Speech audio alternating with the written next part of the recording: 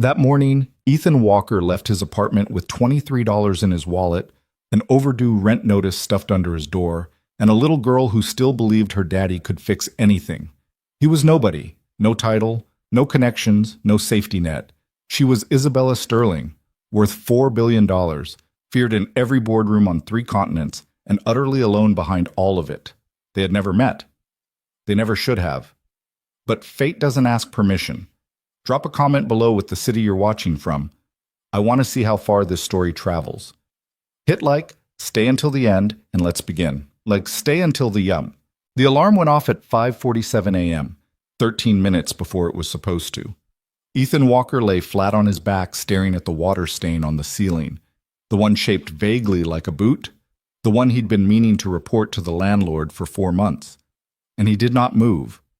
Not because he was lazy, not because he didn't have 1,000 things waiting on him. He didn't move because for just a few seconds, before the day fully loaded itself onto his shoulders, he allowed himself the small luxury of stillness. Then he heard her.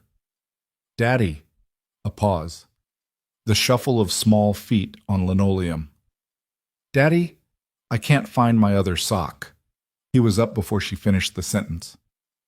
Sophie Walker was 8 years old, gap-toothed, and absolutely relentless.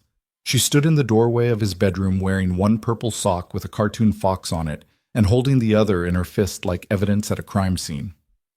"I looked everywhere," she announced. "Everywhere?" "Everywhere, everywhere." Ethan ran a hand over his face, scratched the back of his neck, and crossed the room to kneel in front of her.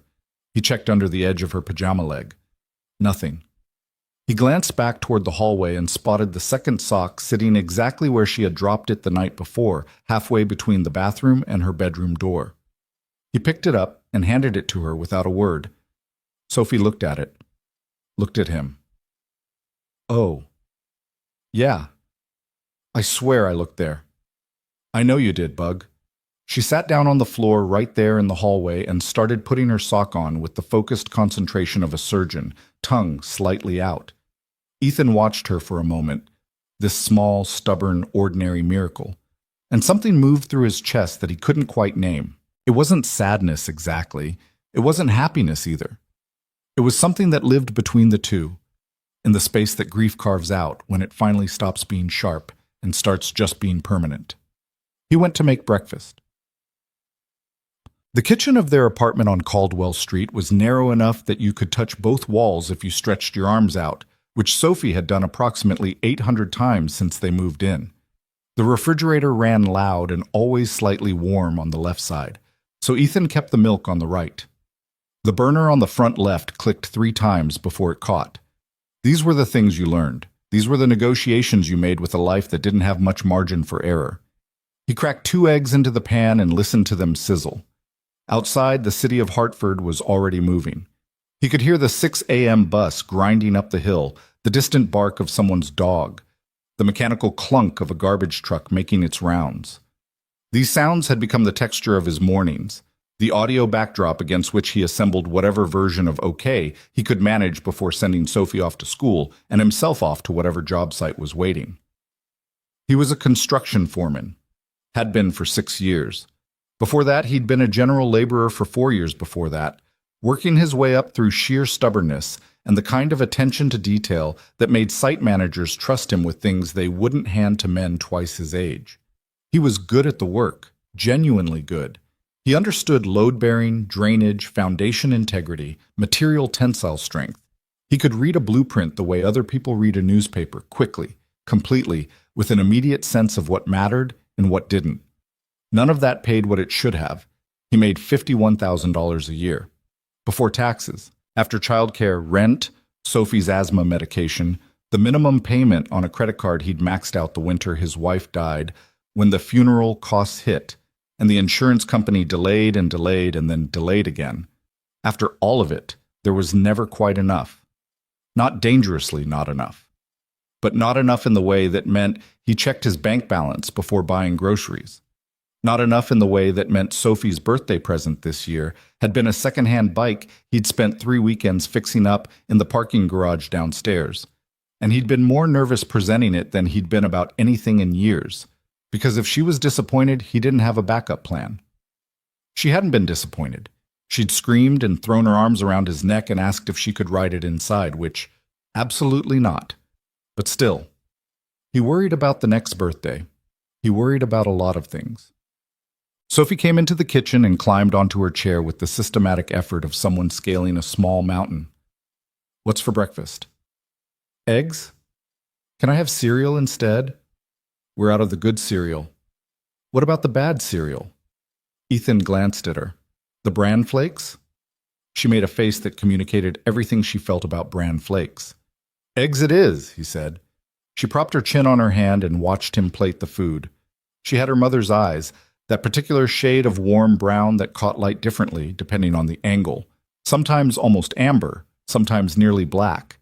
It was the thing that undid him sometimes, when he wasn't prepared for it. He'd turn around and she'd be looking at him with that specific tilt of her head, and he'd have to busy himself with something, with anything, just to get a moment to breathe through it.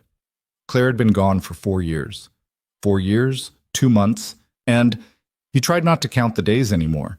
He'd read somewhere that counting the days was a way of refusing to let the wound close, and he wasn't sure he agreed, but he'd made himself stop anyway, mostly because it frightened him how precise he could be about it. The accident had been stupid in the way most tragedies are stupid. A driver ran a red light. Claire had been on her way home from her night shift at the hospital. She was a pediatric nurse, had been since before Sophie was born, and she never made it. The police said she likely didn't feel anything. He appreciated the intention behind that. He didn't entirely believe it, but he appreciated it. What followed was the kind of year that rearranged a person at a structural level.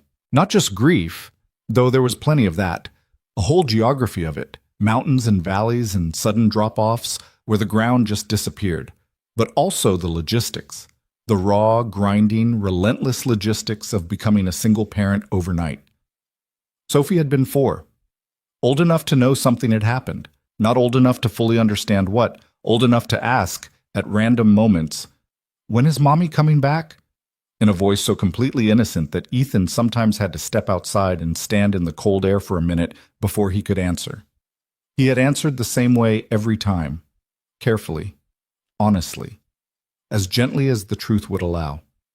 Eventually, Sophie stopped asking. He wasn't sure if that was better or worse.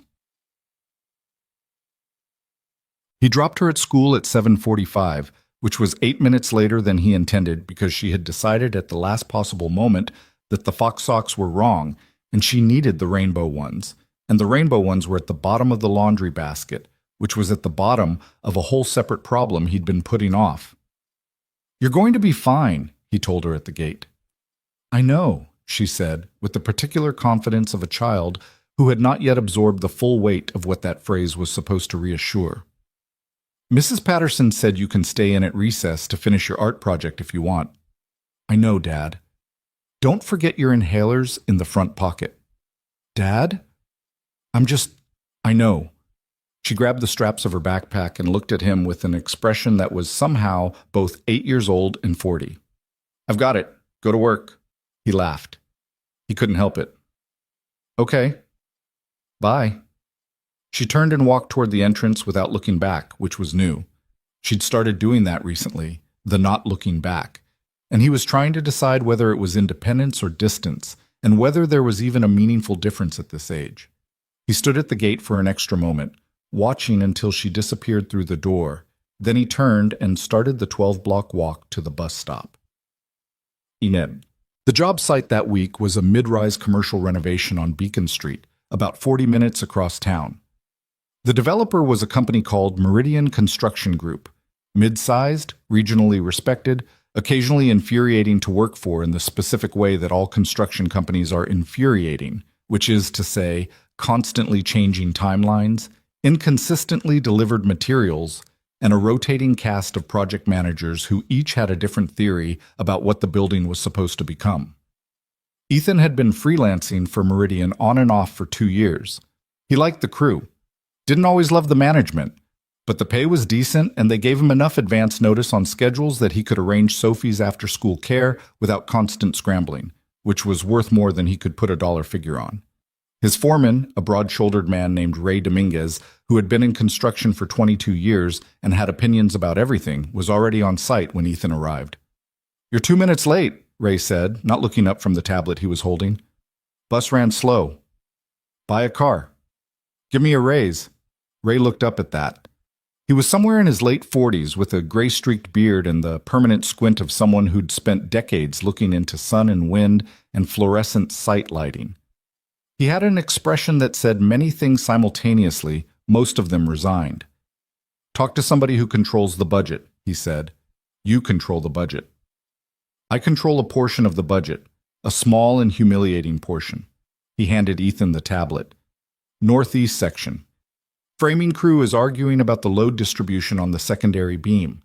Go sort it out before somebody does something I have to write up." Ethan took the tablet and went to go sort it out. This was most of what being a foreman actually was. Not the physical work, though there was still plenty of that. Mostly it was reading a situation, understanding where the actual problem was versus where everyone thought the problem was, and finding the path through that caused the least damage to timeline, material, and crew morale. Ethan was good at this. Not in a flashy way. In a quiet, reliable, invisible way that tended to make people feel that problems solved themselves in his vicinity. He spent the morning on the northeast section. He mediated the beam dispute, which turned out to be less about the load distribution and more about two crew members who had a history going back to a different job site and hadn't resolved it, and then moved on to a drainage issue on the third floor that had appeared overnight and needed immediate attention before the concrete pour scheduled for Thursday. By noon, he'd eaten half a granola bar and drunk 2 cups of coffee from the site's ancient percolator, which produced a liquid technically classifiable as coffee, the way that technically certain flat surfaces are classifiable as beds. He called the school at 12:30 to check in, which he knew was excessive and did it anyway. "She's fine, Mr. Walker," said the woman at the front desk, whose name was Donna and who had learned his voice. "She's at lunch. She traded her apple for someone's fruit snacks again. She always does that." "I know. It's every Tuesday. Can you—" "I've already told her. She says the apple is better as a trade item than a food item." Ethan put his hand over his face. "That's honestly not wrong." "No," Donna agreed. "It's really not." He hung up and went back to the drainage problem. That evening he made pasta, the cheap kind in the blue box, which Sophie called real pasta, in contrast to the fancier kind he occasionally made from scratch, which she called weird pasta, a categorization that said everything about 8-year-olds and nothing about his cooking, which was actually quite good. They sat at the small table by the window that looked out over the parking lot, and Sophie told him about her day in the sprawling, non-linear way that children narrate events, jumping between lunch and art class, and a conflict at recess involving someone named Marcus, who had apparently committed some social infraction so severe it had reorganized the entire third-grade social landscape. "What did Marcus do?" Ethan asked. "He said that unicorns aren't real." "I mean, they're not." Sophie stared at him with genuine offense. "Dad?" "Sorry, what happened after that?" "Lily cried, and then everyone was mad at Marcus. But I think Marcus is just sad about something else." Ethan paused, fork halfway to his mouth. "Why do you think that?" Sophie shrugged, twirling her pasta with the focused attention of a philosopher. "Because when you say mean things for no reason, it's usually because you feel bad about something else. That's what you always say." He had said that. He couldn't remember when. "That's pretty smart, Bug." "I know. Not bragging, just factual." "Can I have more pasta?" He gave her more pasta.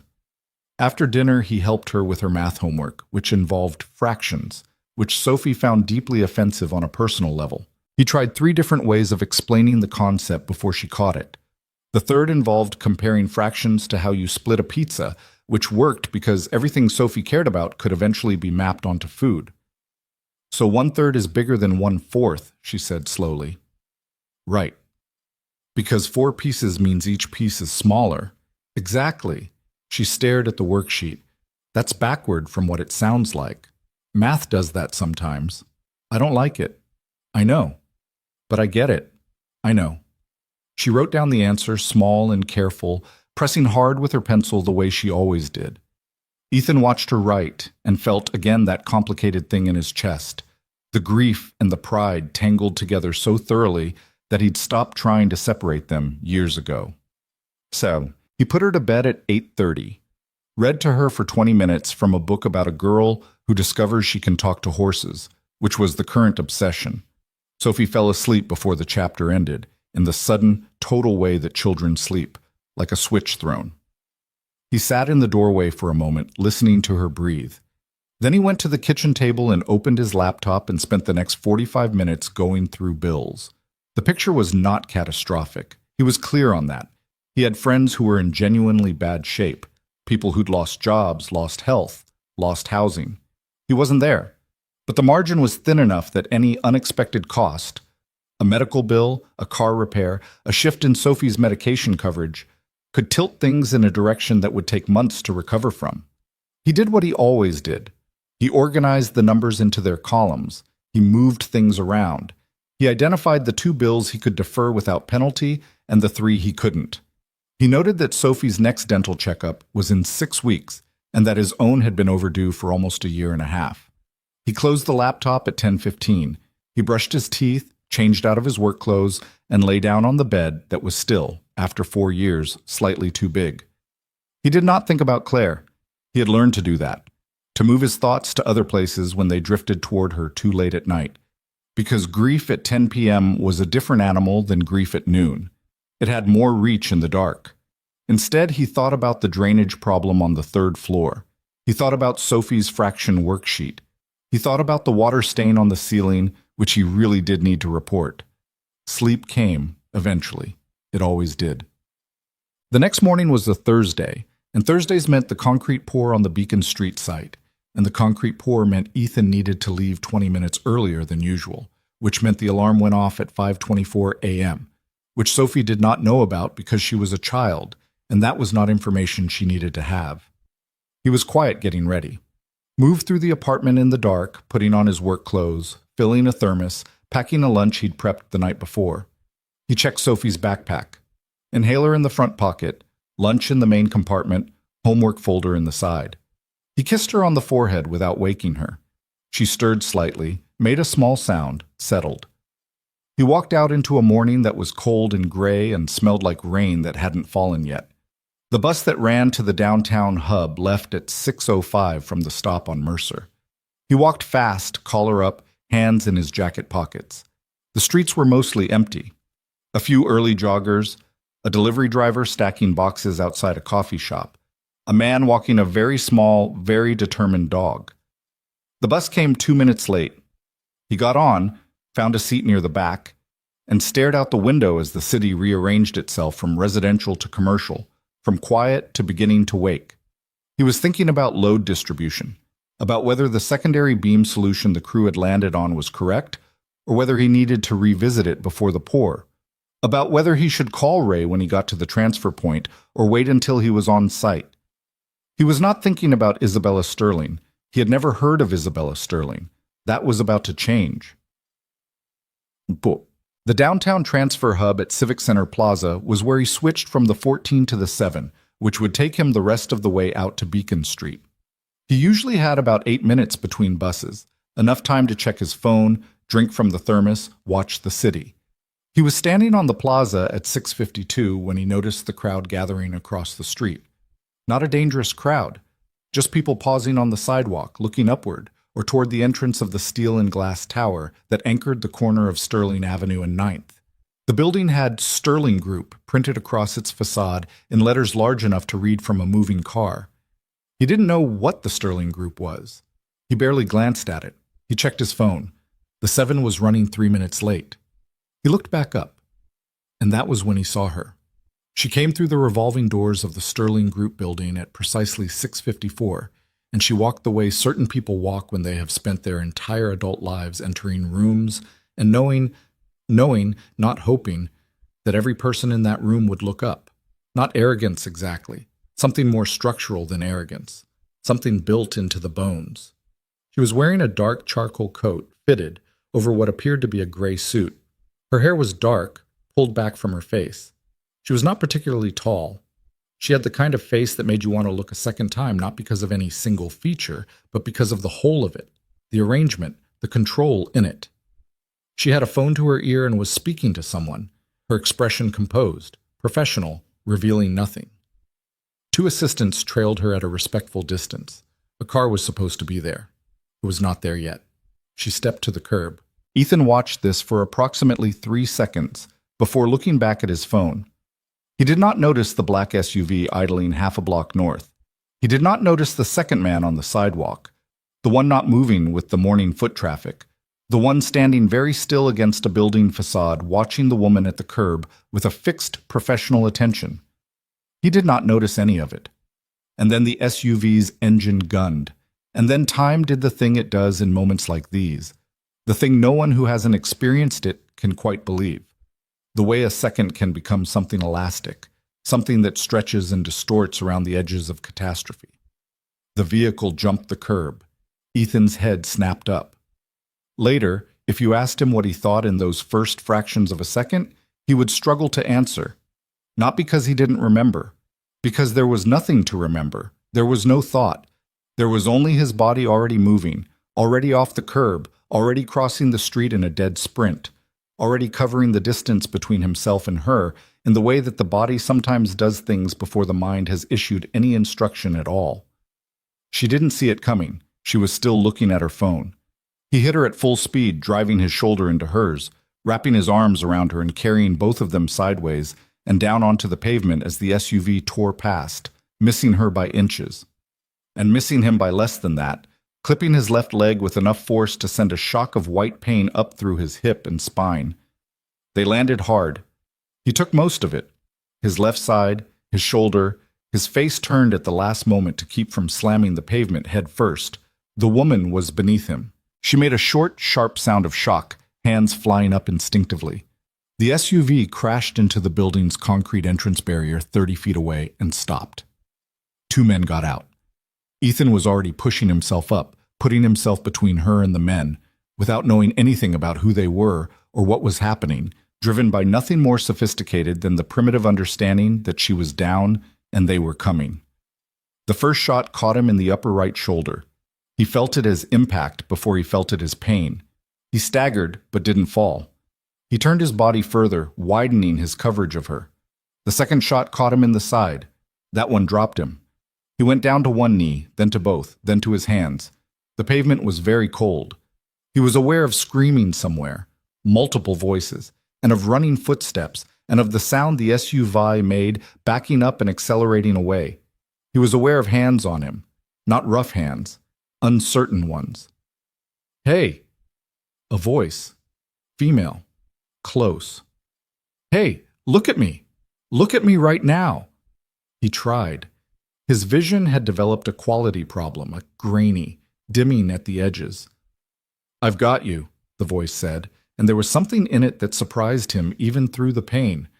Not the practiced calm of someone trained for crisis, but the raw, cracked quality of someone choosing to hold it together by force of will alone. "Stay here. I've got you. Help is coming." He wanted to say something useful, probably.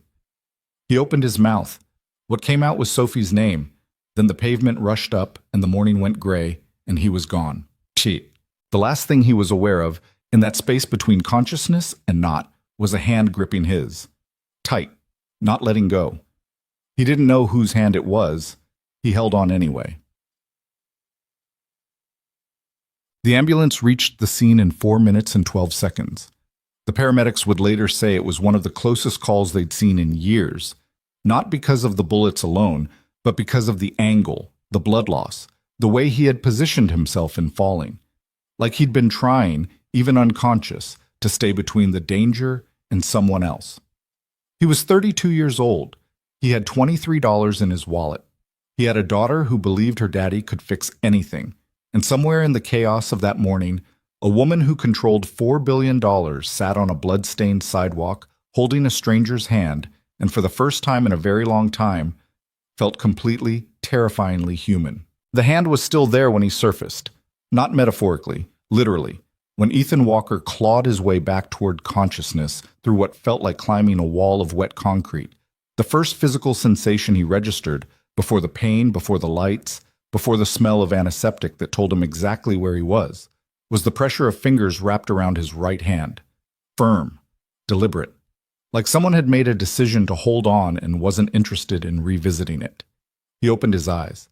The ceiling was white and institutional and flickered slightly under fluorescent light. There was a rhythmic beeping somewhere to his left that he identified, slowly, as a heart monitor. His own, presumably, which meant his heart was still doing what it was supposed to do, which felt like modest good news. He turned his head, which cost him more than he expected. The pain arrived then, fully and without apology. A deep, grinding pressure in his right shoulder and a sharper, meaner thing in his left side that caught fire the moment he moved and made him exhale hard through clenched teeth. "Don't," said a voice. "Don't try to sit up." He hadn't been trying to sit up. He'd been trying to see who was holding his hand. She was sitting in the chair pulled close to the right side of his bed, and she looked nothing like she had on the sidewalk. On the sidewalk, she had been composed, controlled, the architecture of competence held together under pressure. Here she looked like someone who had spent several hours not allowing herself to fall apart, which is a different thing from being together, and the difference showed. Her hair was partly undone. The neat knot she'd been wearing had surrendered enough strands that it was more suggestion than structure. There was dried blood on the cuff of her coat, which she was still wearing. Her eyes were dark and very direct, and had the slightly too wide quality of someone running on adrenaline residue and not much else. She was still holding his hand. "Hey," he said. His voice came out rougher than he expected, scraped and low. "Hey," she said back. No warmth exactly, but not cold either. Something more complicated, something that hadn't decided what it was yet. "You're the woman from—" "Yes." He processed that for a moment. "You stayed." She didn't answer immediately. Her jaw shifted slightly, the way people's do when they're working out what the honest answer cost them. "You said a name," she finally said, "before you lost consciousness. I couldn't leave without knowing who it was." He stared at her. "Sophie," he said. Something moved across her face, quick, there and gone. "Your daughter?" "Yeah." He tried to swallow. His throat was dry enough to hurt. "How long have I—" 11 hours. It's just past 6 in the evening." She reached for a cup with a straw on the tray beside him and held it toward him without ceremony, the way someone does when they've been sitting beside a hospital bed long enough to figure out the geography of it. He drank. The water was room temperature and tasted extraordinary. "Where is she?" His voice was already steadying, the alarm cutting through the pain the way it always did when it was about Sophie. "Who has her? Does she know?" "She's safe." The woman said it quickly, with the specific certainty of someone who had taken steps to make it true. "I had someone pick her up from school. She's with a woman named—" She consulted her phone, which she had produced from somewhere, "Donna, who apparently works at the front office and knows your daughter by name, and said, and I'm quoting here, that Sophie said to tell you she finished her math homework and that you owe her a chocolate milk." Ethan stared at the ceiling. He felt something move through him that started as relief and arrived, after a moment of travel, somewhere close to the edge of tears, which he had not expected and did not especially want an audience for. He pressed his lips together, breathed. "Okay," he said. "Not to her, just to the room." "Okay," she agreed quietly. There was a pause that stretched long enough to become its own kind of conversation. The monitor beeped. Somewhere down the hall, someone was being paged. The fluorescent light continued its faint, indifferent flicker. "I'm Ethan," he said. "I know. Your ID was in your wallet." A beat. "I'm Isabella Sterling." "I know," he said. "The building had your name on it." The corner of her mouth moved, not quite a smile, more like the memory of one. "I suppose it does." He shifted slightly and immediately regretted it. The pain in his side flared white and mean, and he made a sound he hadn't intended to make. Her grip on his hand tightened reflexively, which she seemed to notice a moment later because she started to pull back. He didn't let go. Not because of anything sentimental, just because moving his arm to release her hand required effort he didn't currently have. "The doctor was in while you were under," she said, settling back into the chair. The shoulder wound went through cleanly, missed the subclavian artery by about a centimeter, which the surgeon described as, quote, uncomfortably close. The bullet in your side cracked 2 ribs and did some damage to the tissue, but it didn't hit anything vital. You also have a hairline fracture in your left tibia, probably from the vehicle impact. She paused. You're going to need surgery on the shoulder tomorrow morning. The side wound is stitched and stable. He absorbed this inventory quietly. 2 bullets and a fractured leg. He had a thought, very briefly, about the medical bills that this would generate, and then he put that thought in a box and closed the box and put the box somewhere he could find it later when he had more capacity to be terrified. Was anyone else hurt? He asked. 2 bystanders with minor injuries from the crash. One of my assistants has a broken wrist. She was caught by the door when it... Isabella stopped. Her voice had developed a slight tension in it, the way a wire does when pulled. She reset. Everyone else is physically okay. Physically. He noted the word. He didn't push on it. The men who... One in custody. One still at large as of 2 hours ago. Her expression did something careful and controlled. The police will want to speak with you when you're able. There's a detective assigned to the case. His name is Reyes. He came by earlier and I told him tomorrow, at the earliest. You told him? I told him tomorrow. No apology. Just statement of fact the way someone speaks who is accustomed to decisions landing where she puts them. You'd been out of surgery for 40 minutes. He can wait. Ethan looked at her for a moment. She looked back without flinching, without explaining herself further. There was a quality to her stillness that he couldn't quite classify. Not comfortable stillness, not the kind that comes from ease. More like the stillness of someone who has learned to keep very quiet in the center of turbulent things. Like a person who has survived weather by reducing their surface area. My leg's going to be a problem, he said. I have a crew that needs... I've spoken with your site manager. She said it in the tone of someone who has handled 8 things while you were unconscious and is not interested in being thanked for it. A man named Ray Dominguez. Your position is secured for when you're ready to return. He said, again she consulted the phone, and again, I'm quoting, tell him to stop being a hero and get better, and that the 3rd floor drainage is handled and he doesn't need to worry about it. Ethan blinked. You called Ray. I called Ray. He didn't know what to do with that. He didn't know what to do with any of this, with the woman sitting in the chair beside him like she'd appointed herself to the position, with the way she'd stayed, with the blood on her coat cuff that she hadn't bothered to change, with the hand she was still technically holding. You don't have to be here, he said. Not unkindly. She was quiet for a moment. I know. I mean, you probably have things. You run a company. You have... Ethan. She said his name the way people say names when they want you to stop talking. Direct. A little tired. I know I don't have to be here. The beeping continued. Down the hall, someone laughed. A nurse, probably, at the station. Ordinary sounds of an ordinary hospital evening, going on around the extraordinary thing that had happened to 2 people who were trying to figure out what it meant. You want to know something strange? She said, after a while. Sure. I had a board meeting this morning, a full board meeting, $60 million on the line, decision that's been 18 months in the making.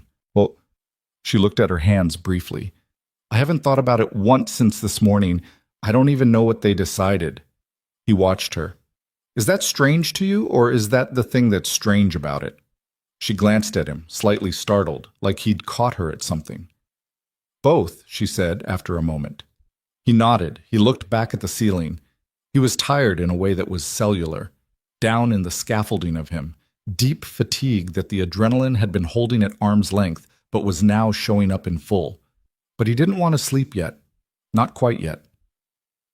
Tell me about her, Isabella said. Sophie. He turned his head.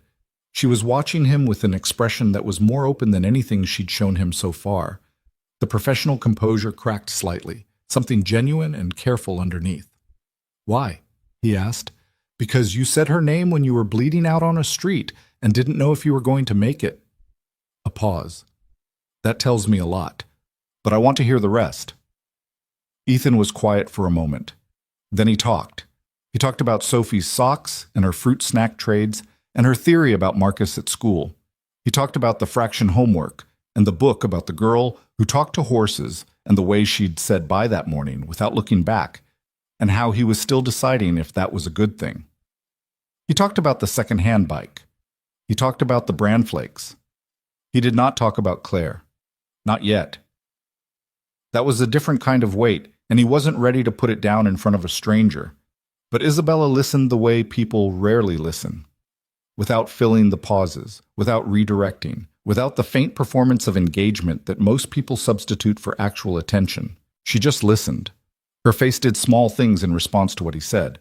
Not reactions she was producing, but the involuntary ones that happen when something actually reaches you. When he stopped, she didn't say anything for a moment. Then, "She sounds exhausting." He laughed. It hurt. A sharp spike in his side, but it was genuine and unplanned and felt, briefly, like a crack of light through something solid. "She is completely exhausting," he said. "She's also the best thing I've ever done." Isabella looked away at that, toward the window where the Hartford evening was settling into dark blue. Something in her face went briefly private, a door closing, then opening again part way. "I know that feeling," she said, so quietly he almost didn't catch it. He didn't ask what she meant. He filed it. The doctor came in shortly after, a sharp-eyed woman in her 50s named Dr. Chen, who had the economical manner of someone who has explained complex information to frighten people so many times that she has refined it to its essential components. She spoke to Ethan about the surgery scheduled for 9 a.m., about the recovery timeline, about the pain management plan, about the things he needed to watch for in terms of infection and nerve response. She also gave him a look that he interpreted as, "You are extremely lucky to be having this conversation, and I'd prefer you remember that. The shoulder will need 4 to 6 weeks of restricted movement," she said. "The rib injury needs 8 to 10 weeks minimum before any strenuous activity. The leg, how long?" he interrupted. She looked at him with the patience of someone who has heard this exact question. "Full weight bearing, 6 to 8 weeks. But we can get you mobile on crutches faster than that, depending on how the surgery goes." He did the math. 6 weeks minimum out of full physical work. Possibly 8. His portion of the next 2 months' rent was due the 15th. Sophie's medication needed to be refilled in 9 days. The credit card minimum was... He stopped doing the math. The box. He put it back in the box. "Okay," he said. Dr. Chen left. The room was quiet again. "What just happened on your face?" Isabella asked. He looked at her. "What?" "When she gave you the timeline, something happened on your face and you shut it down. What was it?" He considered not answering. He was aware that the dynamic between them was unusual, that a woman he had met approximately 11 hours ago was sitting in a hospital chair beside his bed, having a conversation that felt, improbably, like they'd gotten to the 3rd or 4th conversation instead of the 1st. He was aware that he should probably feel more guarded, more unfamiliar with her. He didn't. He wasn't sure if that was the drugs or the circumstances or something else. "Money," he said. "I was doing math." She didn't react with discomfort. No charitable performance of not noticing, no redirect, just a nod, small and unadorned. "Okay." "I'm going to be fine," he said. He stopped, chose a different word. "I've navigated tight spots before." She looked at him for a moment with an expression he couldn't completely decode. "I know you have," she said. A pause.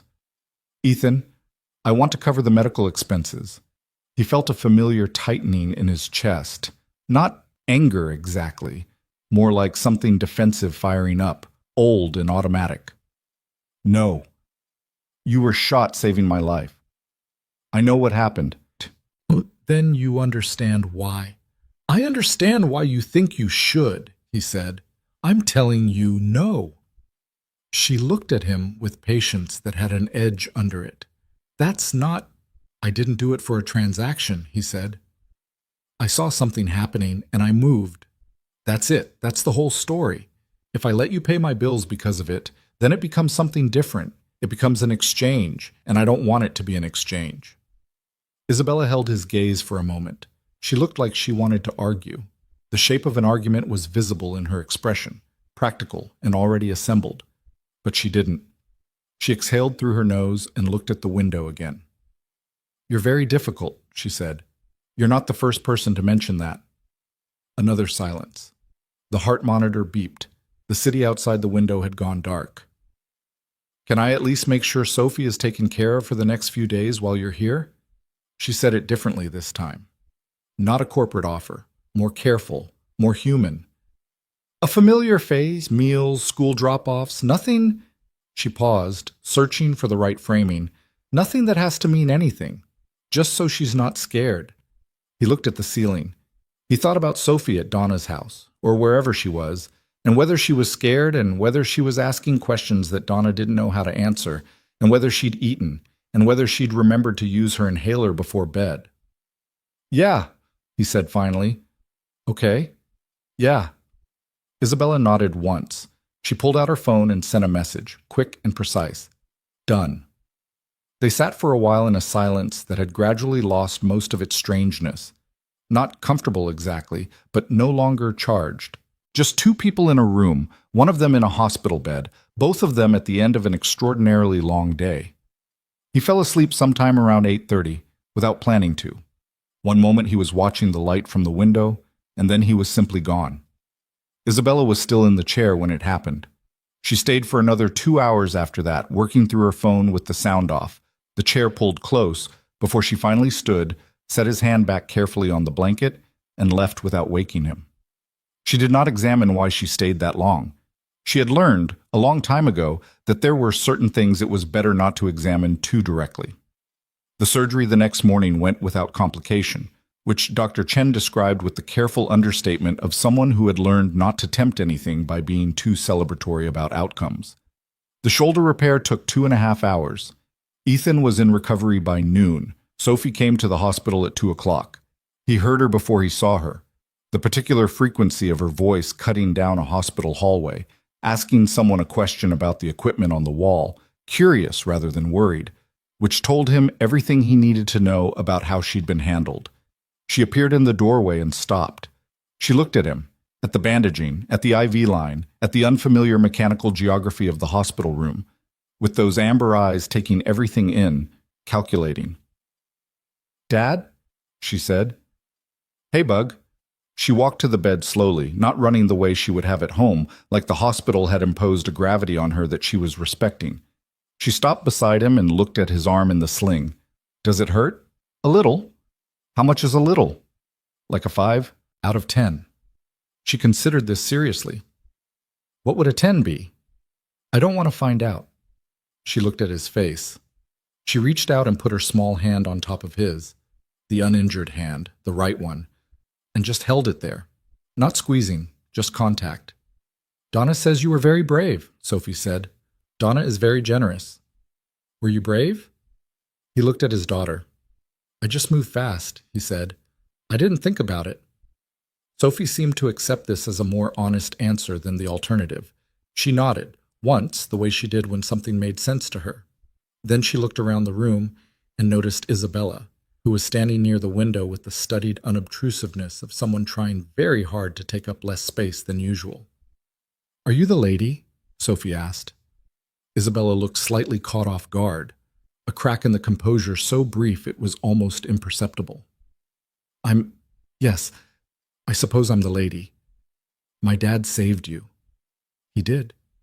Sophie looked at her with the frank, unfiltered assessment that only children below a certain age can produce without social consequence. She took in the coat and the posture and the general presentation of Isabella Sterling, and whatever conclusion she arrived at, she kept it to herself. "Okay," she said. Then she turned back to Ethan. "Dad, can I press the button on the bed that makes it go up and down?" "Absolutely not." "What if I only do it once?" Still no. "What if—" "Sophie." She subsided. She climbed carefully onto the very edge of the bed and sat beside him, close enough that her shoulder pressed against his arm, and she sat there the way she'd sat in the kitchen doorway that morning with her mismatched socks, completely present, completely herself, requiring nothing from him except that he exist. He was, he thought, the luckiest unlucky man in Hartford. He stayed in the hospital for 6 days. 6 days was long enough to develop opinions about the food, which ranged from edible to optimistic. Long enough to figure out which nurses were talkers and which weren't, which he preferred depending on the time of day and how much pain he was in. Long enough for Detective Reyes to come twice. A compact, serious man who smelled faintly of coffee and asked the same questions multiple ways, which Ethan recognized as technique rather than confusion, and take a full account of everything he'd seen on the sidewalk before the impact. "The second man," Reyes said on the second visit. "You said he was standing against the building on the north side of 9th. Still, not moving with the foot traffic, just watching her. Can you describe him?" Ethan did. He had a good memory for these things. It was part of what made him effective on a job site, the ability to absorb a scene and hold the relevant details. Height, jacket color, the way the man held himself. He'd only had maybe 4 seconds of observation, but he gave Reyes what he had. The detective wrote without speaking for a moment. Then, "Did you know who she was before?" "No, I saw the building, but I didn't connect it." I just saw what was happening and moved." He said it the same way he'd said it to Sophie, because it was the truth, and because the truth was the simplest available. Reyes studied him for a moment with the slightly skeptical attention of someone whose job involves being lied to fairly regularly. He seemed to decide Ethan was telling the truth. "Okay," he said. "Isabella came every day. Not always for long. Sometimes only 20 minutes. She had a company to run, meetings that couldn't be fully relocated to a hospital waiting room, decisions that required her actual physical presence. But she came. She would sit in the chair she had apparently claimed, and sometimes they talked and sometimes they didn't, and the silences between them continued to have less electricity in them, and more of something quieter and harder to name. On the third day she brought work, spread documents across the small table near the window, and worked through them with a focus that was slightly aggressive, the way she attacked things when she was processing something she wasn't ready to process directly. He watched her from the bed. She had a habit of pressing 2 fingers against her temple when she was reading something dense, and she moved through the papers with a speed that suggested she'd been doing this long enough that the volume no longer intimidated her, only annoyed her. "What is it?" he asked. "Supply chain problem. One of my overseas distributors is trying to renegotiate a contract we closed 8 months ago. Can they do that? Not if they want to keep the contract. But they're trying. They're trying." She made a note, moved to the next document. "People always try things," she said, with a flatness that was not cynicism exactly, but had been shaped by it. He was quiet for a moment. Then, "How long have you been running it, the company?" "Officially, 7 years. Effectively, longer." She turned a page. "My father built the original construction division. I came in for the financial side. I studied economics and corporate law, worked in finance for 4 years before he asked me to come back and help restructure. We expanded into real estate development, logistics, a few technology acquisitions." She shrugged slightly, a small economical movement. "It grew." "That's an understatement." "Most stories are, when you compress them." He thought about that. "What was it you wanted to do before the company?" She stopped writing. A brief but complete stop. Then she resumed. "Why do you ask that?" "You said officially and effectively. Like there was a difference between when you started and when you actually started. And you said your father asked you, not that you decided." The writing stopped again, longer this time. She set down the pen and looked at him with an expression that he was beginning to be able to read, not read completely, but read the category of. This was the expression she wore when she'd been caught being more specific than she'd intended. "Architecture," she said finally. "I wanted to study architecture." He let that land without commenting on the obvious resonance of it. A woman who'd wanted to design buildings ending up owning them. He thought she didn't need that observation. He thought she'd made it herself, probably many times. "Do you regret it?" he asked. She picked up the pen. "I regret some things," she said. "Not that one. Or, not the way you mean." She paused. "What I built matters." What the company does matters. People have jobs, real ones, good ones. That's not nothing. No, he agreed. That's not nothing. She looked at him for a moment with that particular slight open quality she occasionally let through. You're easy to talk to, she said, like it surprised her, like it was a finding she wasn't sure what to do with. People say that, he said. I think it's because I'm not trying to get anything. She considered that. Then she went back to the supply chain problem, and he stared at the ceiling, and they stayed like that, in the particular comfortable uselessness of a hospital afternoon, until the dinner tray arrived and he made one comment about the quality of the green beans that made her laugh. A real one, short and surprised, the kind that escapes rather than being offered. And then they ate, sort of, him from the tray and her from a container that had arrived with one of her assistants.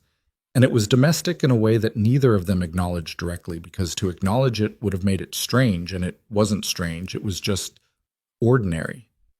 Surprisingly, improbably ordinary. On the 5th day, she talked about Marcus, not the boy from Sophie's school, her husband. She did it sideways, which was the only way Ethan had come to understand she did difficult things, not frontal approaches, not announced disclosures. She came at the hard things from an angle, almost like she was checking if she could get close to them before committing to it. She had been talking about something administrative, the restructuring of one of her regional offices, and she said something about timing, about how the decision had been delayed because it had coincided with a period when she hadn't been functional, she said, using the word with a kind of clinical distance. And then she stopped and said very evenly, my husband died 3 years ago. Cancer. Pancreatic. He was 41. Ethan did not say he was sorry. He'd been on the receiving end of enough of those to know they were meant to comfort the speaker as much as the receiver.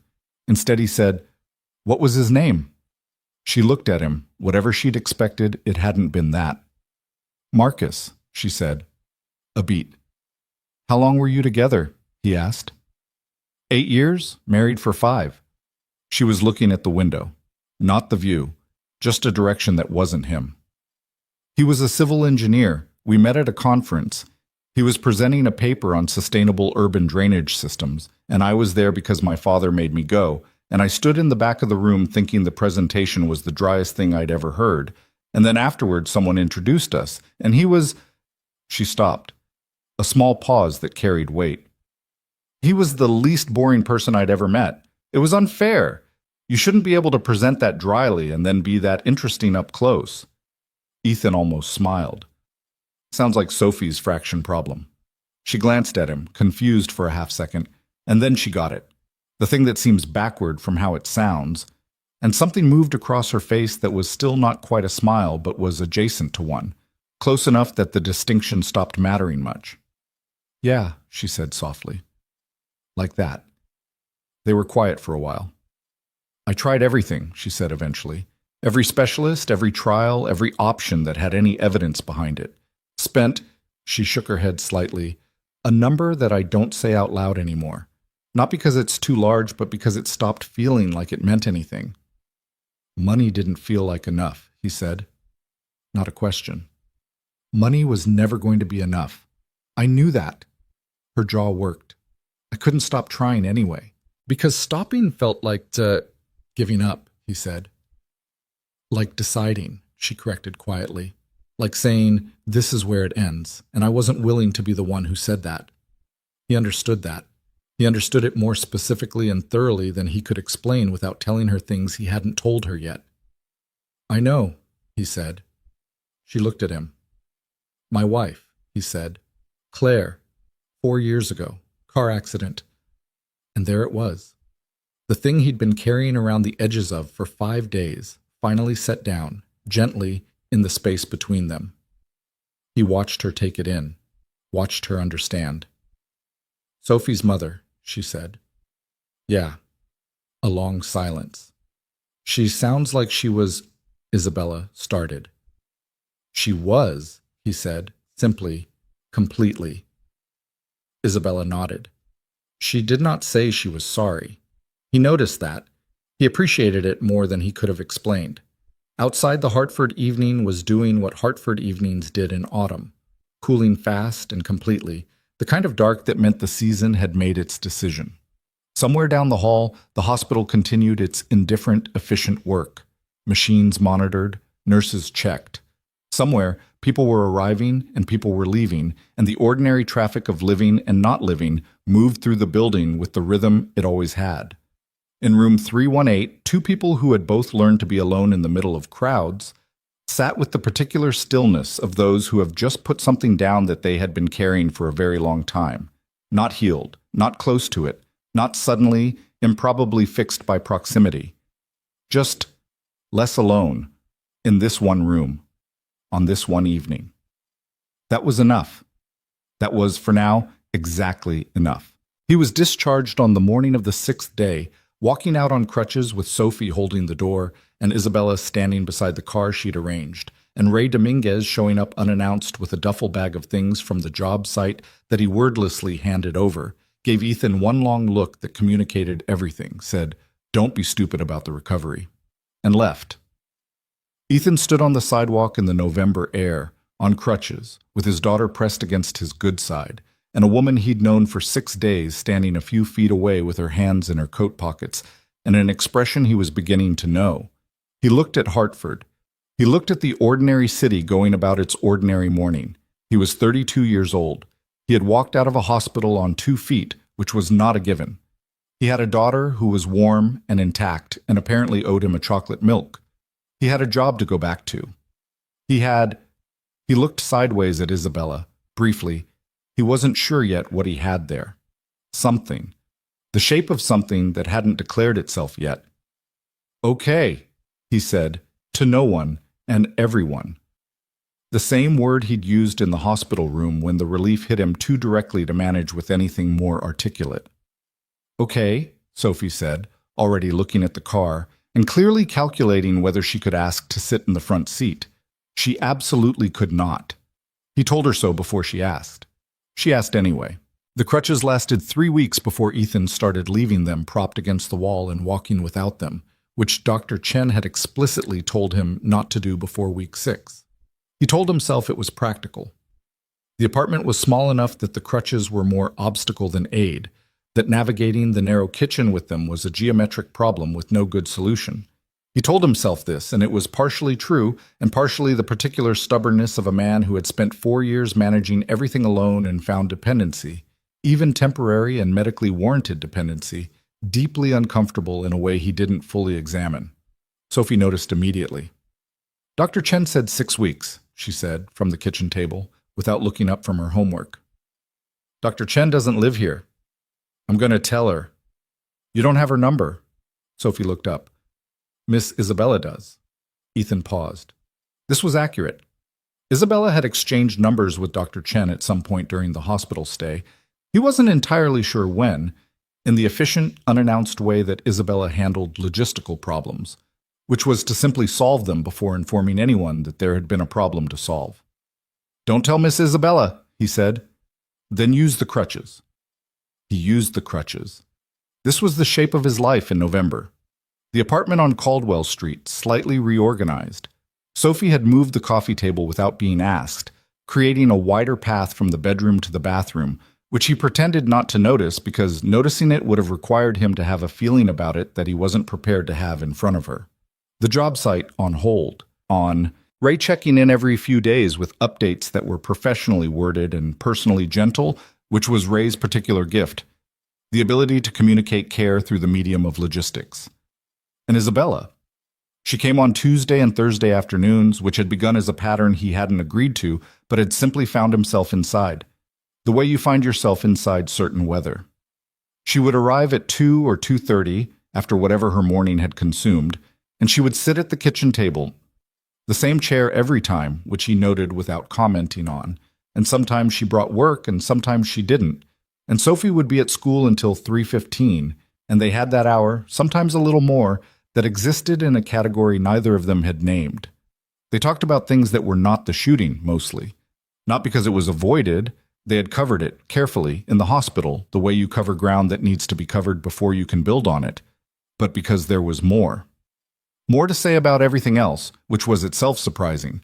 The discovery that a billionaire CEO and a construction foreman from Caldwell Street had this much accumulated material to get through. She told him about the early years of the Sterling Group's expansion, the deals that fell through, and the ones that shouldn't have gone through and did, and the 2 years of 30-hour weeks that she now thought had been less about ambition and more about having something to fill every available space with so that nothing else could get in. He listened without nodding too much. She appreciated that about him, the quality of his attention. Most people listened with their response already loading. Ethan listened like the response hadn't started forming yet. He told her about the construction side of things, not the financial struggle, not the bills, those he kept in the box for now, but the actual work. The satisfaction of a foundation poured right. The particular frustration of a site where the architect had drawn something beautiful and structurally impractical, and the crew had to find the translation. He talked about it with a specificity and a genuine engagement that made her pay attention in a different way, the way you pay attention when you realize someone knows their thing, really knows it, down to the texture of it. "You could teach this," she said one afternoon. "Teach construction? The decision-making part? The reading a situation and finding the actual problem part. That's not a trade skill. That's... A lot of executives pay consultants significant money to develop that ability, and most of them never actually get there." He shrugged, slightly uncomfortable, the way he was when compliments got too specific. "I just do what makes sense. That's what everyone says when they're good at something they've never had to explain." He looked at her. "Is that what you tell yourself about running a $4 billion company?" "No," she said, without missing a beat. "I know exactly what I do and how I do it. I've had to explain it too many times." A pause. "Which is how I know you know what you do. You just haven't been asked to articulate it." He was quiet for a moment. "No one's asked." "I'm asking." It came out slightly more direct than he expected, slightly more present, and they were both aware of that, the small shift in register. He held her gaze for a second longer than strictly conversational. Then he looked at his coffee cup. "I'll think about it," he said. She went back to her laptop. He went back to his coffee. Outside the window, November was being aggressively itself. Sophie came home at 3:15 and changed the weather of the room, the way Sophie always did, by arriving with a volume and specificity of energy that reorganized everything else around it. She dropped her backpack with a sound that suggested it contained rocks, pulled off her coat in a single spinning motion that deposited it approximately in the direction of the hook by the door, and announced without prelude, "Isabella, did you know that dolphins sleep with one eye open?" Isabella looked up from her laptop. "I did not know that." "It's called unihemispheric slow-wave sleep. I looked it up." "Why were you looking up dolphin sleep?" "We're supposed to write a fun fact for Friday's Share Circle, and I wanted something good. Marcus was going to say his dog can sneeze on command, but that's not even that impressive because lots of dogs can do that." Sophie pulled herself up into her regular chair with the usual mountaineering effort. "I think dolphins are better." "I think dolphins are significantly better," Isabella agreed with the gravity the question deserved. Ethan watched this from the other side of the table. The two of them had arrived at an understanding over the past several weeks that he had not facilitated or arranged, that had simply developed with the organic logic of a Sophie-related thing, which was to say, Sophie had decided she liked Isabella and had begun treating her accordingly, which meant with a combination of complete acceptance and absolutely no deference whatsoever. Isabella, for her part, handled Sophie the way she handled most things that surprised her, by paying close attention and adapting, efficiently but without performing it. She did not talk down to her. She did not perform delight. She answered questions seriously, pushed back when Sophie said something that wasn't quite right, and occasionally asked her things with the genuine curiosity of someone who had spent years in rooms full of adults and found the perspective genuinely interesting. Sophie, who was constitutionally allergic to condescension, received this well. What Ethan noticed, and it landed in him quietly, without drama, in the way that the significant things were arriving lately, was that Isabella was easier with Sophie than she was with most things. The control that she maintained so thoroughly in most contexts loosened slightly around an 8-year-old who wanted to talk about dolphin sleep patterns. It wasn't that Sophie disarmed her. It was more like Sophie didn't trigger whatever it was that made Isabella's defenses necessary, and so they didn't come up, and what was underneath them was lighter, more native to her, something closer to who she might have been before everything that had asked her to be something harder. He filed this observation carefully. He was accumulating a lot of filed observations about Isabella Sterling. The problem with filing observations, he was beginning to understand, was that eventually the file got full. It was the last week of November, a Wednesday, when the thing that had been developing its shape for weeks finally declared itself, and it did it in the least dramatic way possible, which was probably right, because the things that actually matter rarely arrive with appropriate ceremony.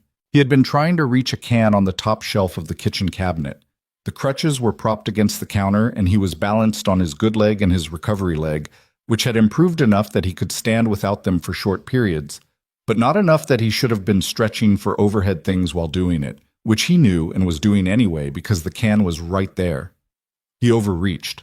His left leg took too much weight, and the pain spike was brief but sharp, and he made a sound and grabbed the counter, and Isabella, who had been at the kitchen table behind him, was beside him before he fully registered she'd moved. "I've got it," she said. "I'm fine." "You made a sound." "It's nothing. Ethan." Her hand was on his arm, steadying, not hovering, and she was close, closer than she'd been outside of the hospital, and he was gripping the counter, and they were both very still for a moment in that narrow kitchen where you could touch both walls if you stretched your arms out. "I'm fine," he said again, quieter this time. She looked at him for a moment. Something moved in her expression, complicated, layered, arriving in the wrong order. She took a half step back. Her hand didn't move from his arm. "The can," she said. "What? What were you trying to reach?" He looked at the shelf. "The soup, the one on the left." She reached up and got it, easily, and set it on the counter, and they stood there in the narrow kitchen with the soup between them and something that had been building for weeks pressing against the inside of the moment. She stepped back fully. He let go of the counter. "Thank you," he said. "You shouldn't be reaching overhead yet." "I know." "So why—" "Because," he said, and stopped. And the reason he stopped was that the actual answer, because asking for help with the soup can felt like one more thing he couldn't manage on his own, one more small indignity of a recovery that was costing him in ways that had nothing to do with his shoulder. The actual answer was more than the conversation had asked for.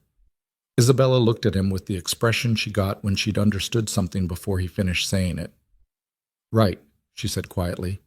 She went back to the table. He opened the soup.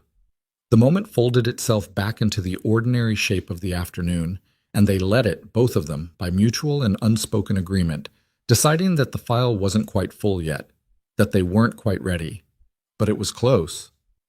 December arrived, and with it the specific misery of a Hartford winter, gray, committed, the kind of cold that didn't bother making a point of itself, just settled into everything and stayed. The heating in the Caldwell Street apartment had a philosophy that Ethan described as aspirational, meaning it aspired to adequacy without reliably achieving it, and he'd put a second blanket on Sophie's bed in early November, which she'd immediately named Gerald and become attached to. He went back to the job site in early December, limited duty, desk work, oversight, the kind of presence that Ray needed even if Ethan's body wasn't fully operational yet. Ray looked at him on the first day back with an expression that combined relief and irritation in the specific ratio of a man whose life had been more complicated in someone's absence. "You're 3 weeks early," Ray said. "I'm on limited duty." "You think I don't know what limited duty means?" "Limited duty means you stand there and point at things and don't lift anything heavier than a clipboard." "I can do that." "I know you can do that. I've been doing that for the last 3 weeks. Ray squinted at him. "You look like hell." "Thank you, Ray." "How's the shoulder?" "Functional." "That's not what I asked." "It's what I've got."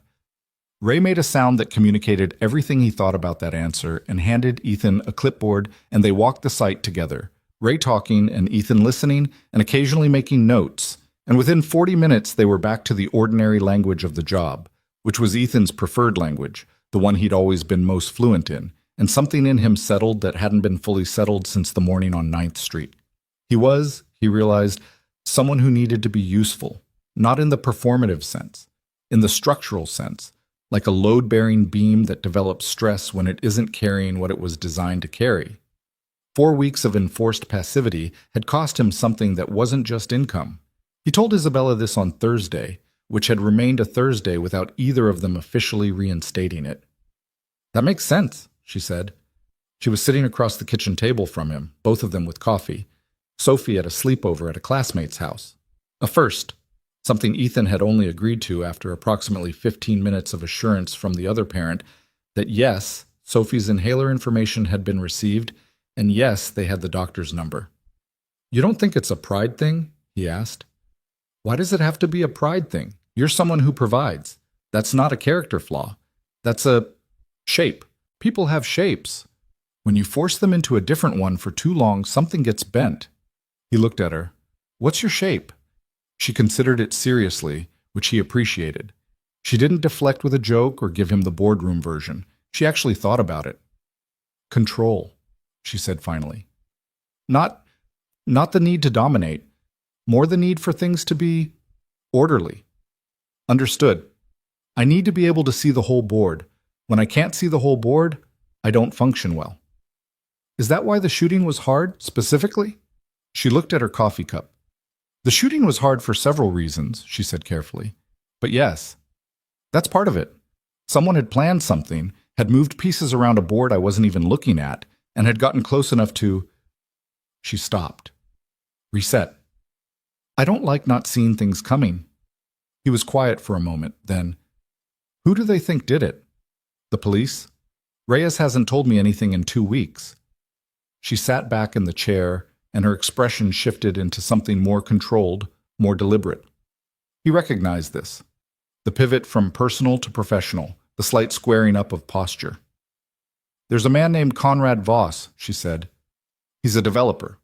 Our paths have crossed professionally for about 5 years. He made a bid on a portfolio of commercial properties in the Northeast that I acquired instead, about 8 months ago. He also made overtures about a merger 18 months ago that I declined. Declined meaning I told him the terms were structured to be disadvantageous to my shareholders, and the answer was no, and I wasn't interested in renegotiating." She said it with the flatness of someone describing a decision that had seemed completely obvious at the time. He didn't receive that well. How not well? There were communications through lawyers, formal but pointed, and then a period of quiet. Her jaw shifted slightly. "The police believe the man in custody is connected to Voss's organization. They're building the case." Ethan processed this. "So someone tried to have you killed because of a real estate deal. And a merger. And probably other things I'm less aware of." She said it without drama, with the measured tone of someone who has had several weeks to sit with a fact that should be more shocking than it feels by now. "That's the world I operate in. I knew it was a possibility, in the abstract. You know things are possible without believing they'll happen. Until they do. Until they do." She looked at him directly. "Which is when I found out that a man I'd never met was willing to run across a street and take a bullet to make sure it didn't happen to me." The kitchen was quiet. The heating system made its aspirational effort somewhere in the walls. "I wasn't thinking about bullets," he said. "I didn't see the gun until later." I know. Something in her voice had thinned slightly, the way a voice does when it's carrying more weight than the words "it's moving." That somehow makes it worse and better at the same time. He understood that, both sides of it. "Ethan." She said his name with a particular weight that meant she had decided to say something she'd been deciding about for a while. He looked at her. "I want to offer you something, and I need you to actually hear it before you respond." He felt the familiar tightening, but held it. "Okay." "Sterling Group has a construction division, regional projects mostly, but we're expanding. The division manager position has been open for 4 months. I've interviewed 8 candidates, and none of them have—" She paused, chose the word carefully. "The actual ground-level competence the role requires. They have credentials. They have management experience. They don't know what to do when the concrete pour is wrong, and the architect is in an office 2 states away, and the crew is standing around waiting for a decision." He was very still. "The salary is $140 to start," she said. "Benefits, including full medical for you and Sophie. The role would have you overseeing project management across 3 regional sites initially, expanding to 6 within 18 months if—" "Isabella, let me finish. This is because of the shooting.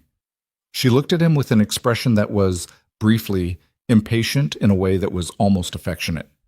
This is because I have a division that needs a manager who actually knows construction, and you are someone who actually knows construction, and who also happens to have the kind of judgment and communication ability that I have been trying to hire for 4 months and failing. She held his gaze. The shooting is the reason I know you exist. That's the only thing the shooting is in this equation. He looked at the table. He looked at the window. He looked at the water stain on the ceiling that he still hadn't reported. $140,000. Full medical. Sophie's asthma medication no longer a line item in a spreadsheet that required other line items to shrink to accommodate it. His own dental appointment, overdue by a year and a half. The box he'd been managing for 4 years. Not eliminated, but significantly less dangerous. He could feel the weight of it, the shape of what it would mean. I need to think about it, he said. She nodded.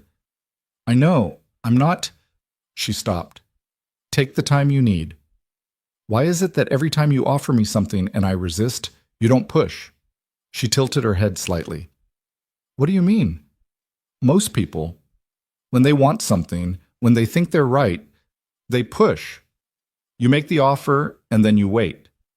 He looked at her. Why? She was quiet for a moment. Because pushing makes people defensive, and defensive people make decisions from the wrong place. A pause. And because I've been pushed into things before, I know what that produces. The architecture conversation, her father asking her to come back. He remembered. He nodded slowly. Okay. Okay, you'll think about it. Okay, I understand why you do it. She almost smiled. He thought about the job offer for 4 days. He thought about it the way he thought about structural problems, from multiple angles, testing the load-bearing points, looking for where the weakness was. Because there was a complexity here that went beyond the practical, and he knew it, and she probably knew it, and neither of them had said it directly.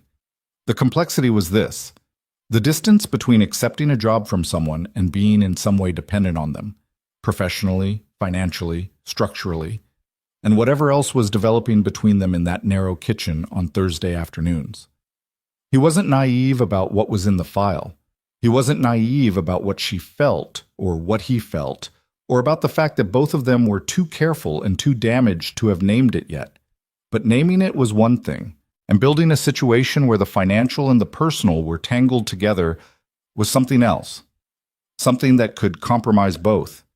Something that could put him in a position he'd spent his entire adult life making sure he was never in, which was owing something to someone he also cared about. He talked to Ray about it. Ray listened with his usual squint and the expression of a man who was going to give his actual opinion whether asked or not. When Ethan finished, Ray was quiet for about 5 seconds. Let me ask you something, Ray said. Okay? If she was a man, if it was some guy who ran a construction company and saw you work and offered you this, would you spend 4 days worrying about it? Ethan opened his mouth, closed it.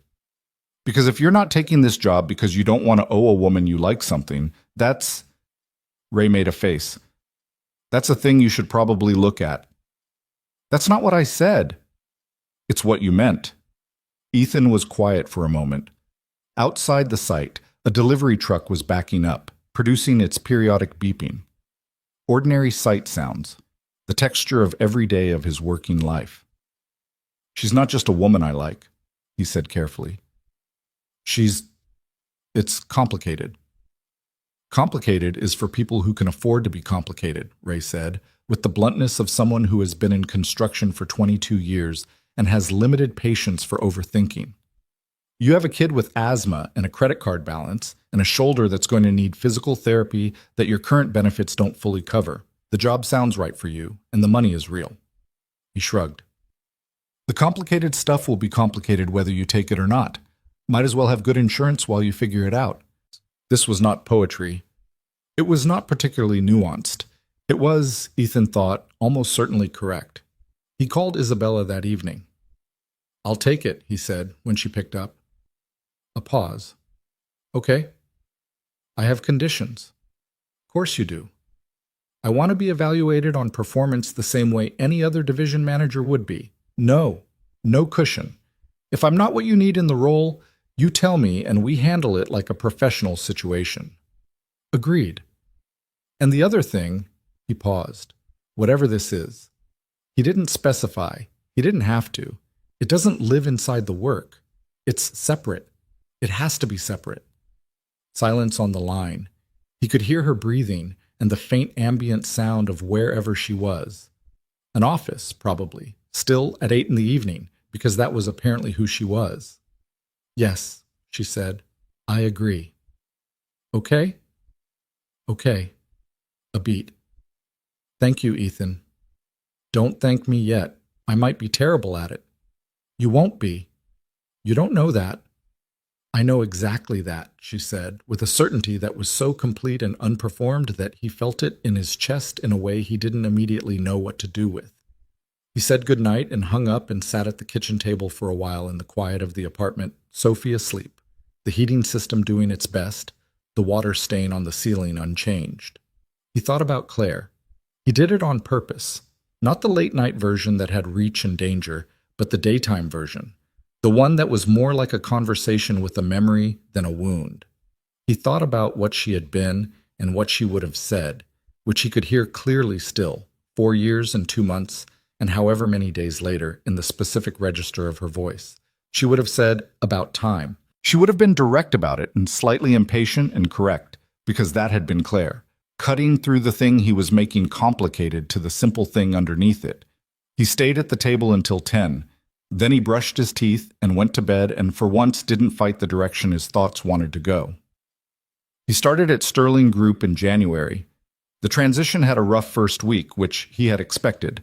Not because the work was unfamiliar. The work was deeply familiar. It was just scaled differently, with more administrative layers and more variables to track simultaneously.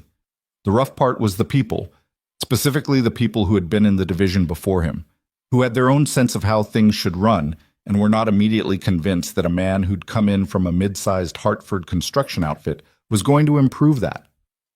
There was a project coordinator named Derek who made his skepticism visible in the particular way of someone confident enough in his position to let it show. He was mid-30s, sharp, had been with Sterling Group for 3 years, and he managed his resistance through the medium of process, asking for more documentation than necessary, routing decisions through additional approval layers that technically existed but had never been consistently used, arriving at meetings with the expression of a man taking notes for a future argument. Ethan recognized this. He'd seen versions of it on every site he'd ever run. The form it took changed. The structure underneath it didn't. He didn't address it directly. He learned Derek's actual areas of expertise, which were considerable. The man was genuinely good at vendor management and scheduling, better than anyone else on the team. And he began routing the decisions that required those skills specifically to Derek. And when the work was good, he said so clearly and publicly, and when it wasn't, he said so privately and specifically, without theater. By the end of the 3rd week, Derek was doing the thing good people eventually do when they realize the new person isn't a threat to their competence, but an actual leader, which is to say, he started doing his actual job. The site work itself was satisfying in a way that was slightly unexpected in its scale. Sterling Group's division was managing 4 projects simultaneously, ranging from a mid-rise commercial renovation similar to what he'd done at Meridian to a much larger residential development outside the city that had been running behind schedule for 6 months before he arrived. He spent his first 2 weeks on the residential site, walking it the way he walked every site. From the ground up, listening more than talking. He found the problem on day 9. It wasn't the schedule, which everyone had been focused on.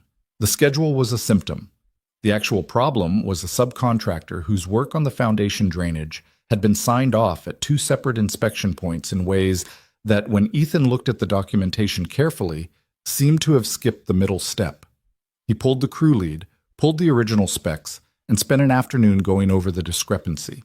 The short version was, the drainage was wrong, not catastrophically, but significantly, and doing it right now was going to cost less than doing it right after the concrete pour, and definitely less than doing it right after the building was occupied, and the problem became a litigation. He brought it to Isabella in a meeting that also included her head of legal and her CFO, presented the problem, the documentation, and 3 options for addressing it with cost estimates for each. He was clear, and he was brief, and he didn't editorialize. Isabella listened. The CFO looked alarmed. The head of legal asked 3 questions that Ethan answered directly. Isabella said, "Option 2?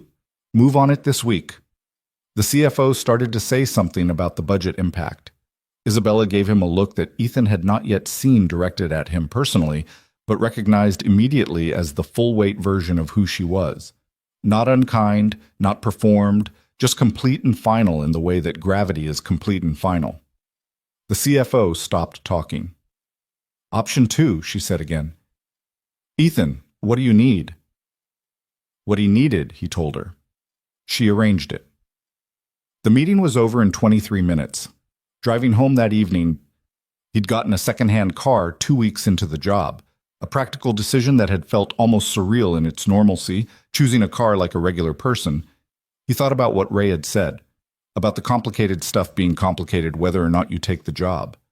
He thought about what it was like to work for her, the clarity of it, the way she made decisions without the performance that so many people in authority positions substituted for actual decision-making, the deliberating out loud, the gathering of opinions for the purpose of appearing collaborative, the delay that masqueraded as diligence.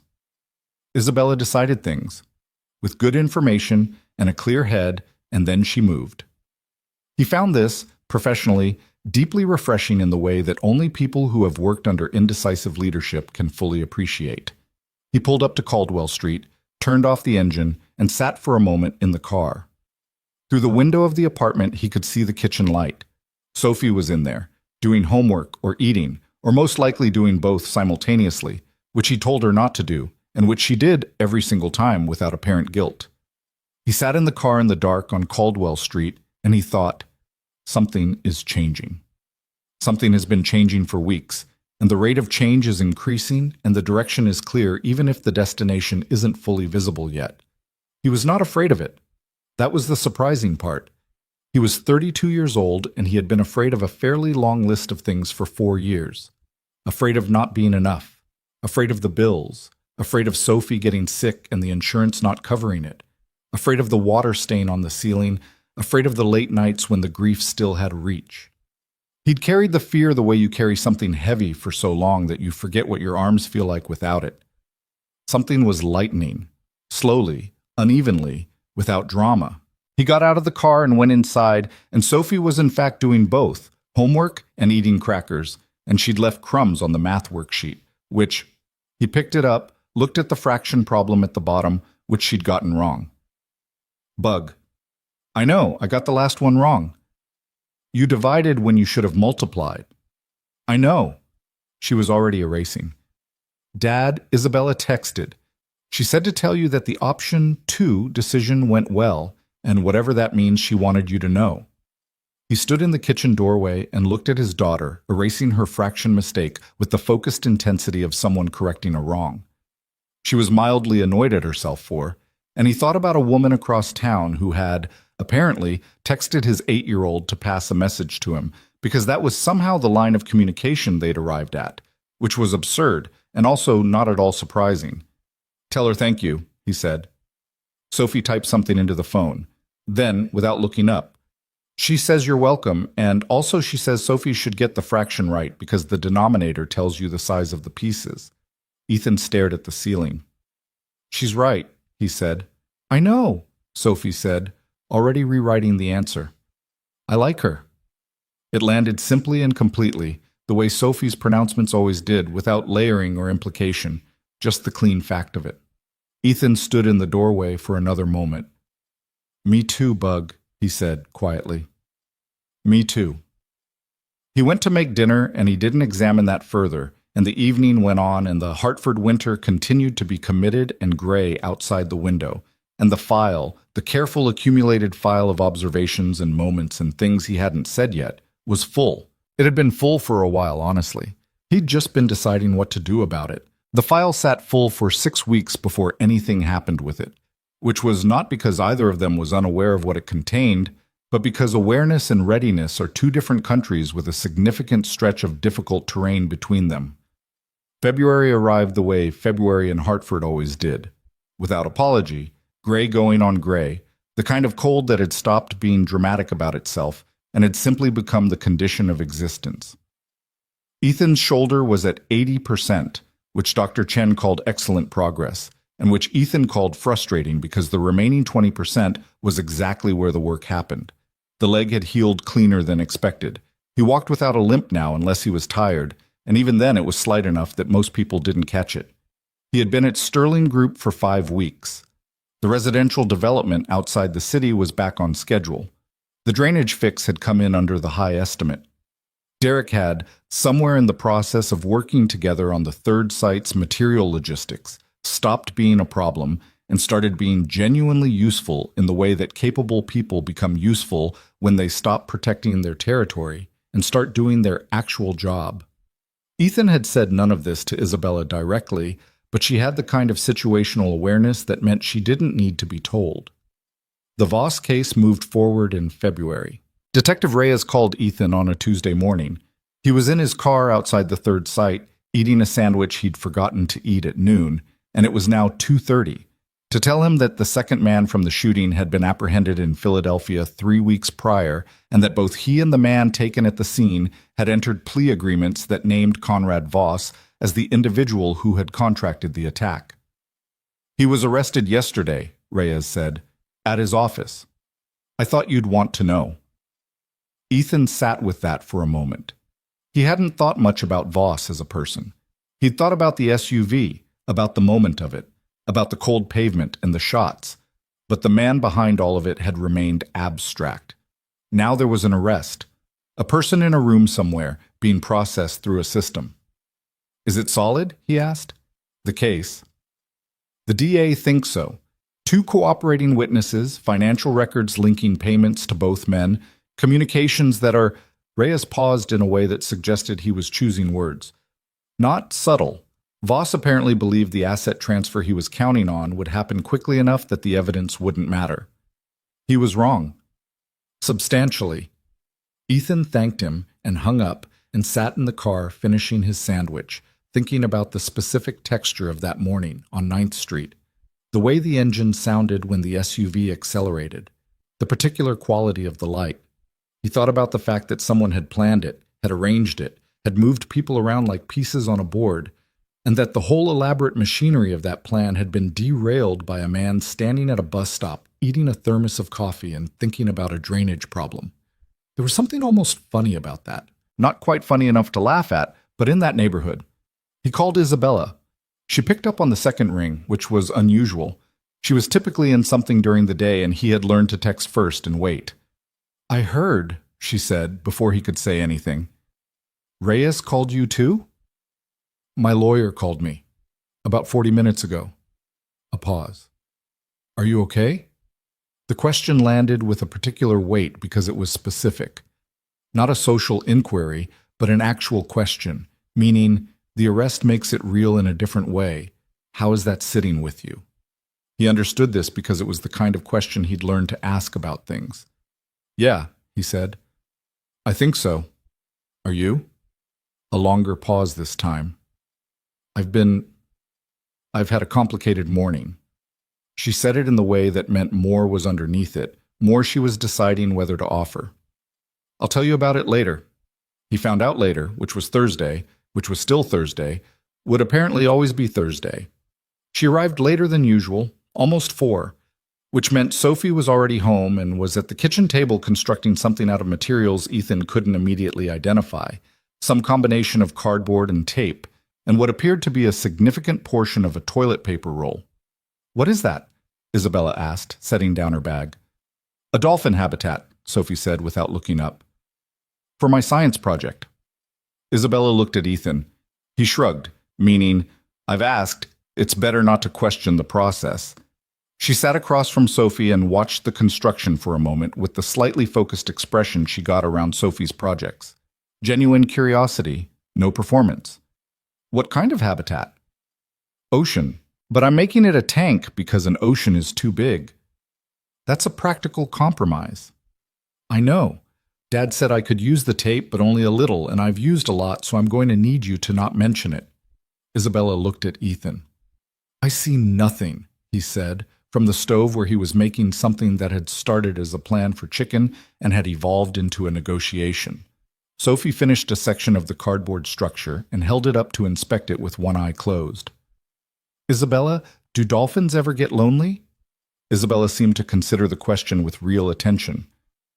I think they're highly social animals, so probably yes, if they're isolated. That's sad. It is. But in this habitat, there are 6. Sophie set it down and started on another section. So they're fine. Good planning, Isabella said. I know. Ethan put dinner on the table at 5:30. The chicken had resolved itself into something with vegetables, edible enough, not the disaster it had threatened to become at one point.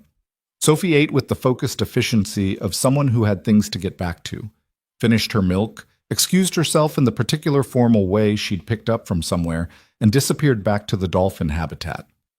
Ethan and Isabella stayed at the table with their coffee, and the apartment settled into the quiet of a winter evening, and eventually she said, I went to the building this morning. He didn't have to ask which building. 9th Street. The Sterling Group headquarters with the name across the facade. I haven't been back since, she said. Since that morning. I've been working remotely or from the satellite office on the north side.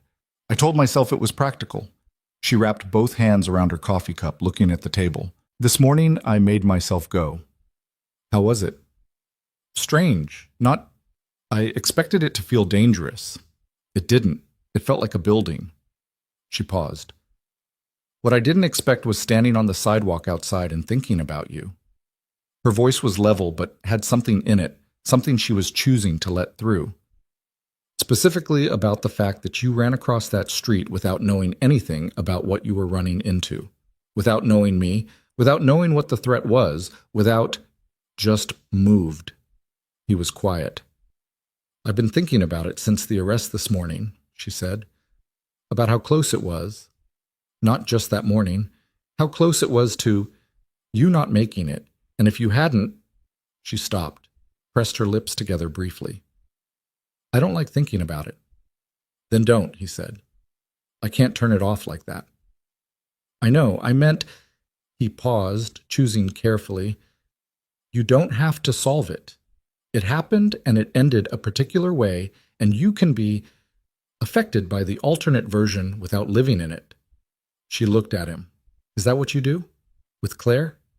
The question was direct enough that it would have stung from someone else. From her, it didn't sting. It was just honest. Took me a while to learn, he said. The what-ifs are a rabbit hole. You go down far enough and you lose the thread of the actual thing that actually happened, which is, he looked at his coffee, that I'm sitting here, that Sophie is in there building a dolphin situation, that the actual version of events, whatever it cost, is the one we're living in. Isabella was quiet for a long moment. You're better at this than I am, she said. You've had less practice. That's generous. It's accurate. He looked at her. You're better at other things. She raised an eyebrow slightly. Such as? Making decisions, reading a room, not second-guessing yourself after. I second-guess myself constantly. I just do it privately and quickly. That's still better than doing it publicly and slowly. She almost smiled.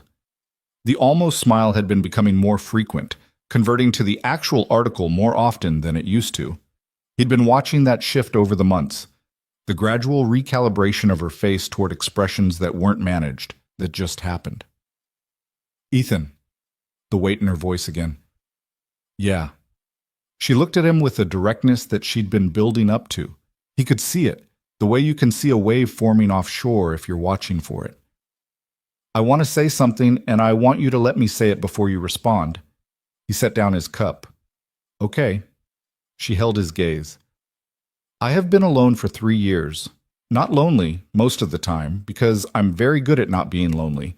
I've built systems for it, full calendars, structured days, work that takes up every available space. And it's worked. A pause. It has worked. I want to be honest about that. I wasn't waiting. I wasn't hoping for this to happen. I had decided, not consciously, but very thoroughly, that the version of myself that existed before Marcus died, the version that could want something like this, was gone, filed away, done. He was very still. And then a man I'd never met ran across the street, she said. And I sat in a chair next to a hospital bed for 11 hours for reasons I couldn't have explained if you'd asked me at the time. She took a breath.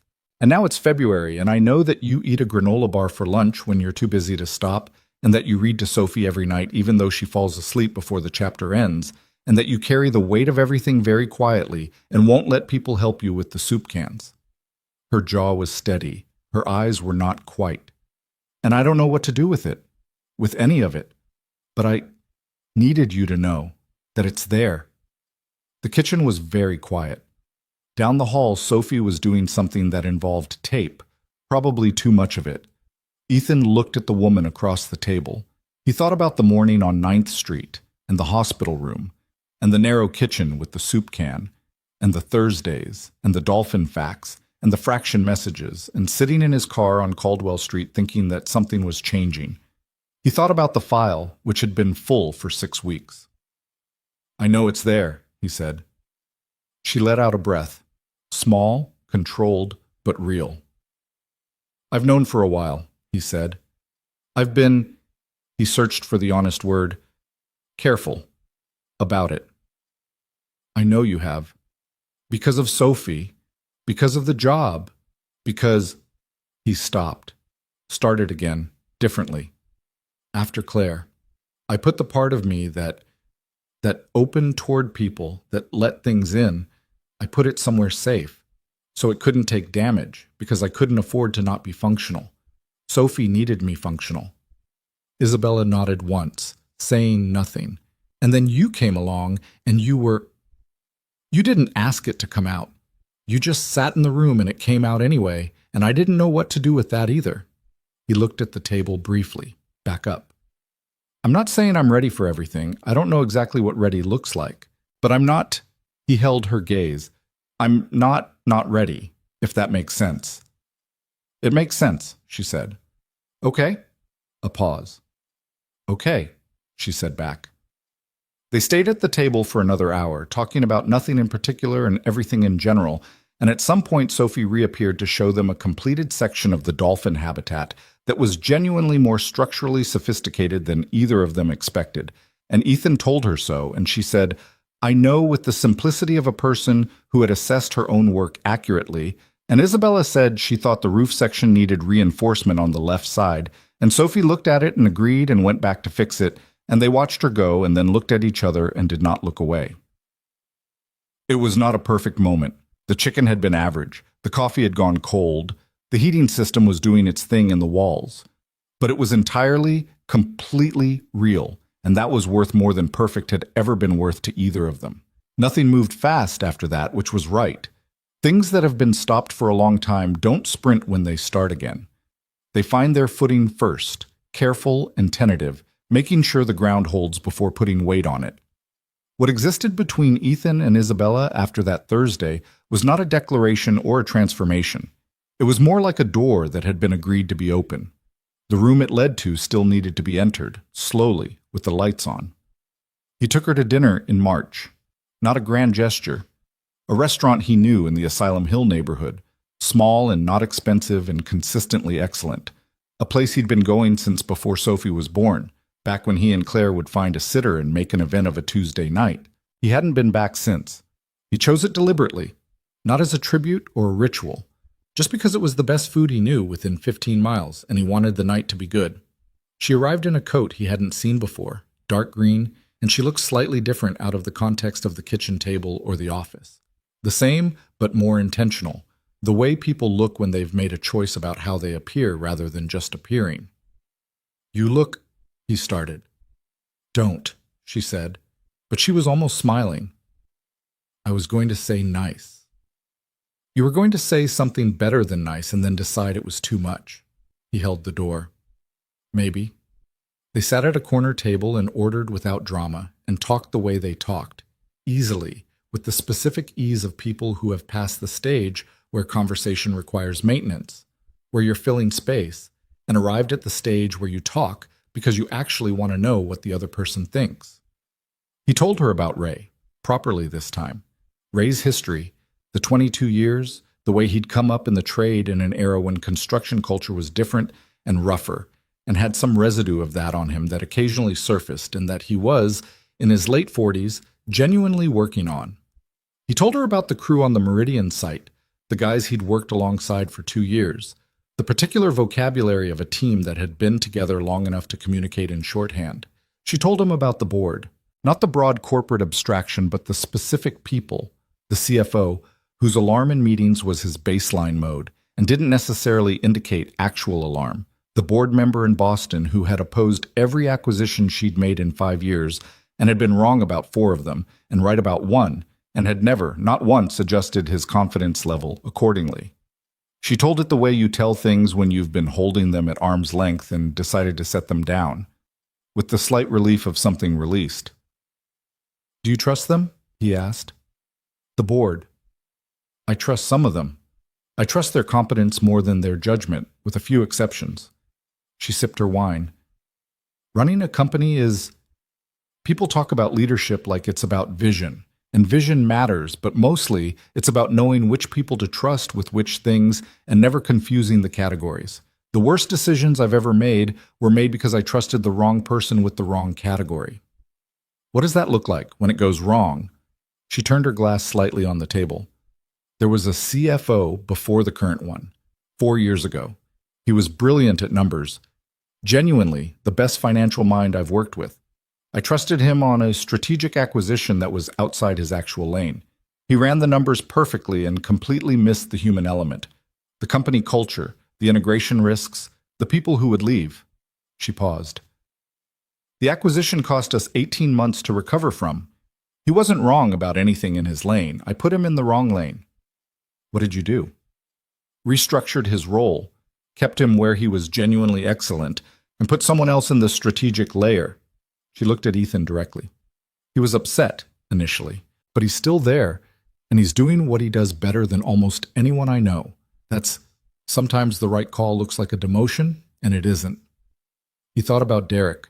He thought about the way good management actually worked, which was less about authority and more about matching the person to the actual problem. "You're good at it," he said. "Sometimes?" "More than sometimes." She looked at him with the slightly caught expression she got when he said something that reached her directly. "You're doing it again," she said. "Doing what?" "Saying something that's very specific and very accurate and that most people wouldn't think to say." She shook her head slightly. "It's a particular quality of yours. It's..." She stopped. "It's what?" She met his eyes. "It's one of the things," she said simply. He understood what she meant. He felt it settle in him the way the important things did, not with drama, just with weight and permanence.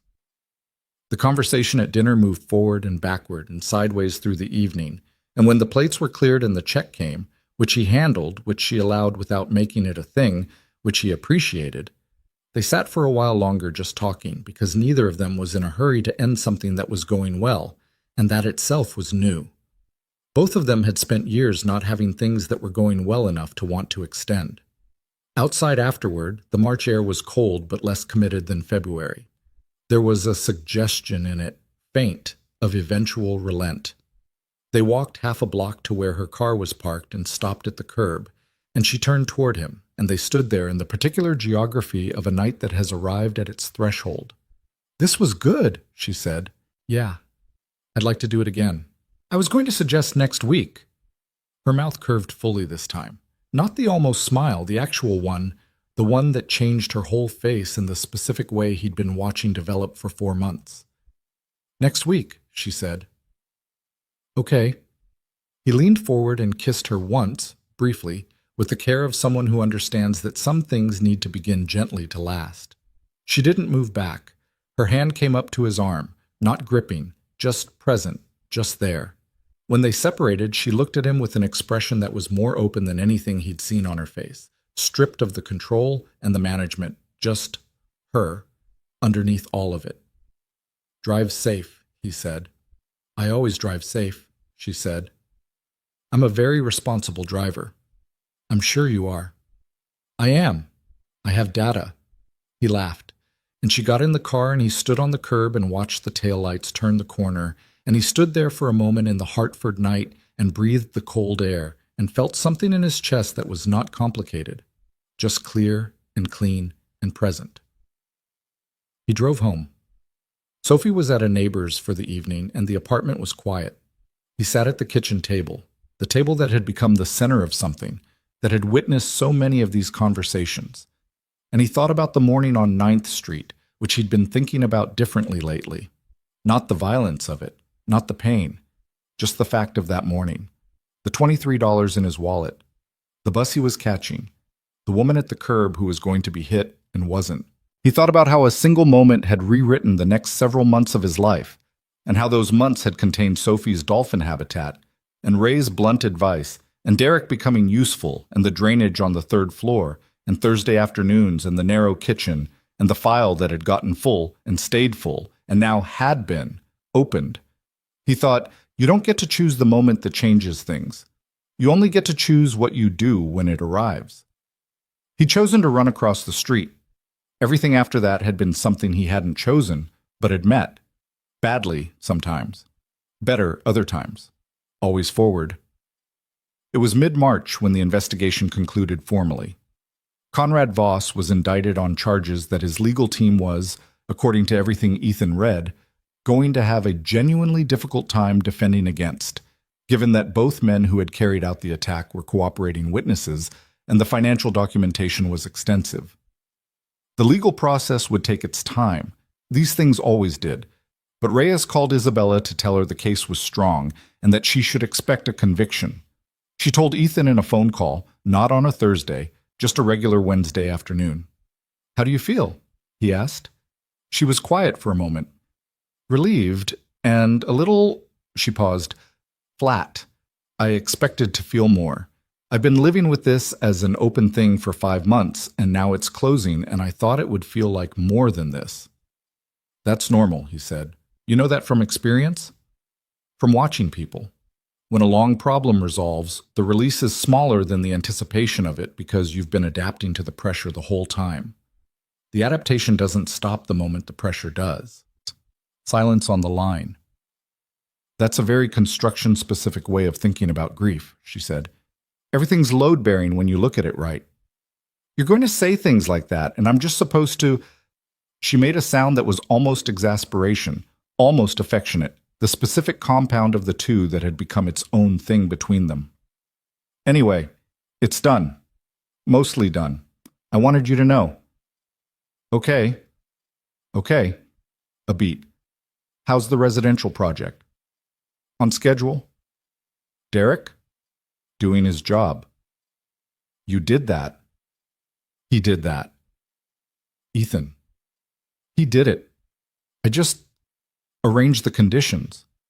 "That is what leadership is," she said, in the tone of someone who has made this point before and will make it again. That is precisely and specifically what leadership is. He didn't argue because she was right, and arguing would have been stubborn rather than honest. "Fine," he said. "Thank you." "Don't push it." She laughed, the real one, unguarded, and said she'd see him Thursday and hung up. He sat in his car and felt the particular warmth of that laugh in his chest and thought about how strange and specific and unearned this particular version of things was. The life that had assembled itself around a morning on 9th Street. The way an act he hadn't thought about had set off a chain of events that led, improbably and without any logical inevitability, to this moment. Sitting in a second-hand car outside a construction site, he was managing for a company run by a woman he'd just made laugh on the phone. Not everything was resolved. The credit card balance was down but not gone. Sophie's school had flagged a potential need for additional support with reading comprehension, which was a new concern that required navigation. His shoulder still gave him specific feedback on cold mornings that Dr. Chen called expected, and he called annoying. There were days at the office that went badly, mismanaged expectations, a materials delay that cascaded into 3 other problems, a communication breakdown with the architect on the second site that cost everyone a week of frustration. There were nights when the grief was still there, not sharp anymore, not reaching the way it used to, but present, the way a permanent thing is present. He didn't fight it on those nights. He let it sit, and in the morning it sat somewhat quieter. He was not fixed. Neither was she. They were both, in the precise clinical sense, still carrying the weight of what they'd lost, would probably always carry some version of it, because that was how loss worked when it was real loss. When it had been someone real, who you would not stop missing just because time had passed and your life had restructured around the space they'd left. But they were carrying it differently now, with company, without the performance of doing fine that had preceded the company. Sophie noticed, with the perception that 8-year-olds have that adults consistently underestimate. She didn't say anything directly. She was 8, not 30, but she began, in March, treating Isabella with a slightly different familiarity, a fraction less formal, a fraction more assuming. She started leaving the apartment at full blast when Isabella was there, instead of turning the volume down slightly in the way she had before, as though she was in the presence of company. She stopped saying Miss Isabella and started saying just Isabella, and when Ethan corrected her the first time she looked at him, with the expression that was both 8 and 40, and said, "She said it was okay." He looked at Isabella. "I told her it was okay," Isabella confirmed with complete composure. He gave up. There were mornings when Isabella's car was in front of the building on Caldwell Street. Not frequently, not routinely, not in any way they'd formalized, just occasionally, when the evening had gone late and the conversation had been the kind that makes distance feel wrong. On those mornings, Sophie would come out of her room and find Isabella at the kitchen table with coffee, already having been awake for an hour because Isabella woke early and couldn't sleep past 6. And Sophie would sit down across from her with the complete unsurprise of a child who has decided something is normal and would like it to remain so. They would talk. About dolphins, mostly. About fractions occasionally. About Marcus, the boy from school, who had, per Sophie's most recent update, apologized about the unicorn comment and was now considered provisionally acceptable again. About the dolphin habitat, which had received an A- from the teacher, which Sophie thought should have been an A because the structural integrity was excellent, and Isabella had agreed completely and said she should appeal it, which Ethan had vetoed. "You can't appeal a third-grade science project grade," he'd said. "Why not?" said Sophie. "Because—" He looked at Isabella, who was watching this with transparent entertainment. "Don't encourage her." "I'm not encouraging her. I'm validating her instinct that good work should be recognized. The dolphin habitat got an A-. It deserved a full A." "Isabella, I'm just saying." Sophie looked between them with the focused attention of someone taking notes. Then she said, "I'm appealing it." She did not get the grade changed. She also did not seem particularly damaged by this outcome, having made her case clearly and been told no, which was, Ethan thought, probably a more useful lesson than the A would have been. He didn't share this analysis with Sophie because she was 8 and didn't need his analysis. He shared it with Isabella that evening, and she said, "You're raising an extremely functional human being with a sincerity that was unqualified." "We'll see," he said. "No," she said. "We can already see." He looked at her. She looked back at him steadily, with that openness she was letting through more often now. The thing underneath the management and the control. The thing that was just her, just Isabella, who had wanted to study architecture and had lost a husband at 41 and had sat on a blood-stained sidewalk holding a stranger's hand because she couldn't let go. "She likes you," he said. "I know. That's not easy to get with her. She decides fast, but she decides for real." "I know that too." A pause. "I like her back. That also happened without my permission." She said it with the dry precision she used when something had surprised her and she was being honest about it. "She's the best argument for you that exists, you know that." "For me?" "That you're good," she said simply. "That you're actually good. Anyone can perform well in a crisis. Fewer people raise a child the way you've raised her." She held his gaze. "I pay attention to evidence." He didn't say anything. He let it land and stay landed, which was something he was getting better at, receiving things without deflecting them, without the reflex to minimize or redirect. It was work. It didn't come naturally, but it was the right kind of work. April came, and with April, some warmth. Tentative, provisional, the kind that Hartford offered in small installments before committing. The trees on Caldwell Street started their slow, determined return. Sophie asked if she could plant something in the window box, and Ethan said yes, which he realized too late was open-ended permission, and by the second week of April, the window box contained what Sophie described as a herb garden, but what appeared to be primarily soil and ambition, with a small green emergence that might have been basil. Isabella came on a Saturday in April, which was new, not Thursday, Saturday, with no work bag and a slightly different version of herself, so more at ease in her body, more willing to just be in the room without an agenda.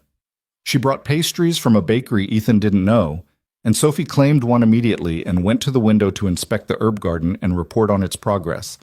And Isabella stood beside Ethan in the narrow kitchen with the spring light coming through the window and the heating system finally, for the first time in months, at rest. "I like it here," she said. He looked at her.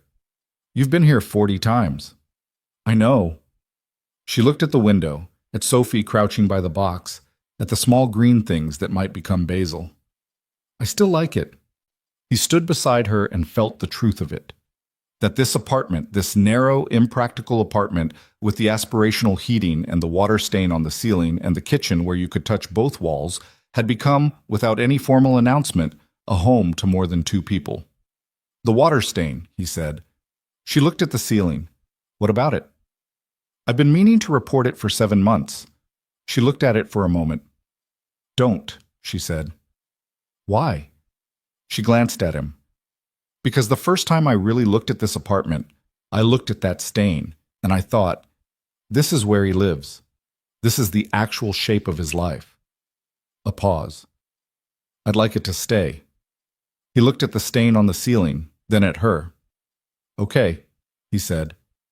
Outside, Sophie said something to the basil, actual words, encouragingly delivered, and stood up and reported to no one in particular that she thought it was growing. The April morning continued to be April. The city outside the window went about its ordinary life. And in the narrow kitchen on Caldwell Street, two people who had learned the hard way that nothing lasts forever stood next to each other in the morning light and understood, without saying it, that some things, the right things, the real things, were worth building anyway. The basil grew, not dramatically, not in the way of things in movies where the garden blooms overnight as a visual metaphor for everything going right. It grew the way real things grow, slowly, unevenly, with two stalks that did well and one that just didn't take despite identical conditions and identical attention, because that is what growing things do. They make their own decisions about what they're willing to become. Sophie monitored it with the systematic dedication of a scientist and reported its progress at dinner every few nights. And by May, there was enough that she clipped a small amount and insisted it go into the pasta, and Ethan complied. And it was genuinely good, and he told her so, and she received this information with the equanimity of someone who had expected no other outcome. The spring moved the way springs do after hard winters, with a quality of relief underneath it, something released. Ethan noticed it in the city, in the way people walked differently when the cold finally stopped being the dominant fact of every outdoor moment. He noticed it in Sophie, who had begun spending Saturday mornings at the small park 2 blocks from Caldwell Street with a group of kids from school, a social development that he tracked with the careful attention of a man who understood that his daughter's independence was the whole point, and was still figuring out how to feel about it. He noticed it in Isabella, whose Saturdays had become a regular feature of the week, not formalized, not announced as such, just present, in the way that things become true through repetition rather than declaration. He noticed it in himself, which was the part that still surprised him most. He was not a man who had been given to noticing his own internal states. He had spent 4 years being functional rather than reflective, keeping the machinery of the life running because the machinery needed to run and there wasn't another engineer available. The noticing felt new, or not new exactly, recovered, like a capacity that had gone dormant and was finding its way back. Conrad Voss went to trial in June. Ethan didn't attend the proceedings, though Reyes kept him informed. Isabella attended 2 days of testimony, accompanied by her legal team, and came to the apartment on Caldwell Street both evenings afterward.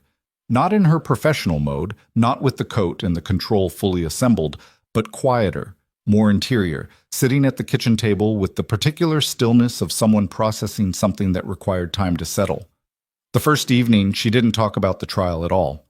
She ate dinner with Ethan and Sophie, listened to Sophie's extended theory about why summer reading programs were structurally unfair while still being good in principle. And when Sophie went to bed, she sat at the table and they talked about something else entirely.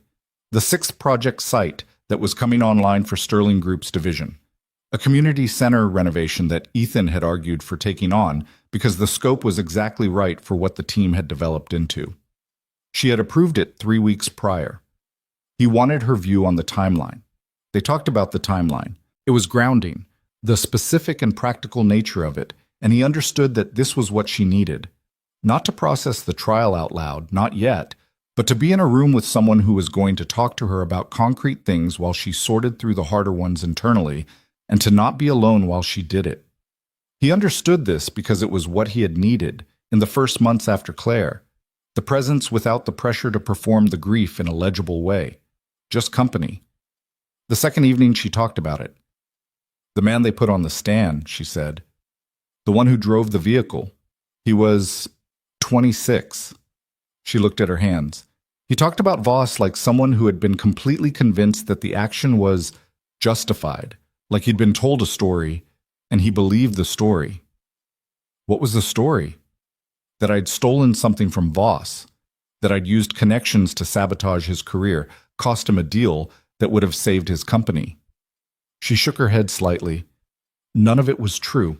The deal fell apart on its own metrics. I didn't do anything except exist in the same market and be more competitive. She paused. But he believed it. He was 26 and he believed it. And now he's going to spend a significant portion of his life incarcerated because a 53-year-old man told him a convincing story. Ethan was quiet for a moment. And Voss? Voss sat at that table and looked like a man who is still not entirely convinced he's the problem. Her jaw worked slightly. That's the part I keep coming back to. Not the anger, which is, I've processed the anger mostly. It's the certainty. That someone can be that certain they're entitled to. She stopped. To remove you, he said. To remove me. The words landed flat and hard. Because I was an inconvenience, because I was in the way of something he wanted. She looked at him. You ran across the street for me. He put machinery in motion to end me. And both of you were responding to the same moment, the same woman standing on the same sidewalk. And I can't... She pressed her lips together briefly. I can't make those two things fit in the same world sometimes. They fit, he said. That's actually the thing. The same world contains both of them. That's not a contradiction. That's just the range. She looked at him. The range of what people are capable of. He held her gaze steadily. Voss was capable of that. I was capable of the other thing. Neither of us chose to be those people in that moment. We just were. He paused. That's why the choice before the moment matters. The person you've built yourself into before the crisis is the one who shows up during it. She was quiet for a long time. The kitchen was still. Outside, the June evening was doing what June evenings do in Hartford when they're good, warm and long and unwilling to go dark at a reasonable hour. Who built you into that person? She asked finally. It was not a rhetorical question. He thought about it honestly, which was the only way she ever asked him anything. Claire, he said. Partly. She had a way of responding to things that I absorbed over 8 years. She would move toward the problem, not the way I did on 9th Street, not physically, but her instinct was always toward, not away. He paused. And my father. And the work. The work teaches you things about what holds and what doesn't. And yourself, she said. Maybe. Some. More than some.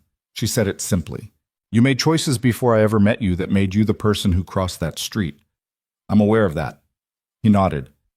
He looked at the table, then at her. Are you okay? With the trial? She considered it genuinely rather than giving him the automatic fine. I will be, she said. I'm not all the way there, but I can see it from here. He reached across the table and covered her hand with his. Not a grand gesture, just contact. Just, I'm here and you don't have to be all the way there tonight. She turned her hand over and held his. They stayed like that for a while. Conrad Voss was convicted on all counts in the third week of June. Reyes called Ethan in the morning before he'd left for the office.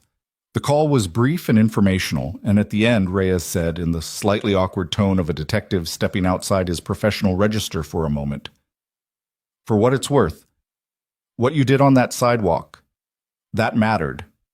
Ethan thanked him and hung up and stood in the kitchen for a moment. Then he called Isabella. "I know," she said, picking up immediately. "My lawyer just called." A pause. "It's done." "Yeah." A breath on the line. "I'm standing outside on the terrace," she said. "It's a good morning, clear. I keep looking at the city and thinking, it's just a city. It's just Hartford doing what Hartford does, and the fact that it's beautiful this morning isn't because of the verdict. It would have been beautiful anyway, but I keep seeing it like it's specifically good this morning." "That's allowed," he said. "Is it? I feel like I should be more—" "Isabella?"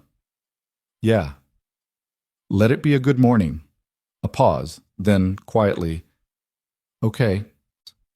He could hear her breathing, and the ambient sound of Hartford from wherever her terrace was, the city she had built her life in, that she had almost lost her life in, that was doing what cities do on clear June mornings, without any awareness of the weight of the year that had just concluded. "Come over for dinner tonight," he said. "Sophie wants to use the basil in something else, and I've been overruled on the menu." She laughed. The real one, the unguarded version that still surprised him sometimes with its entirety. "What are we having?"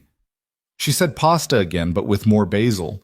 I said that's not a different meal. She said it's completely different if you add more basil. I don't have a strong counter-argument. "She's right," Isabella said. "More basil makes it different." "You're not helping." "I know." He could hear her smiling. "I'll be there at 6. She was there at 5:47, which was Isabella being Isabella. If she was going to be somewhere, she was going to be slightly early, because late implied lack of preparation, and lack of preparation was not in her vocabulary. She brought wine for herself and Ethan, and a specific sparkling water that Sophie had decided was the only acceptable non-milk beverage, which Isabella had begun keeping track of without being asked, the way she kept track of things she considered worth tracking. Sophie made the pasta. Not alone. Ethan was beside her the whole time, managing the stove because 8-year-olds and open flames required adult supervision regardless of confidence level. But she made the decisions. The amount of basil, which was aggressive. The salt, which she added with the gravity of someone who understood seasoning, mattered. The timing, which she got right on the first attempt. They ate at the small table by the window with the parking lot view, the 3 of them, and Sophie talked about summer, which was starting in 2 weeks, and about the reading program that she had revised her position on. It was now acceptable on condition that the book list be expanded to include more dolphin content, a request she was preparing to formally submit to the school librarian. "You should write a letter," Isabella said.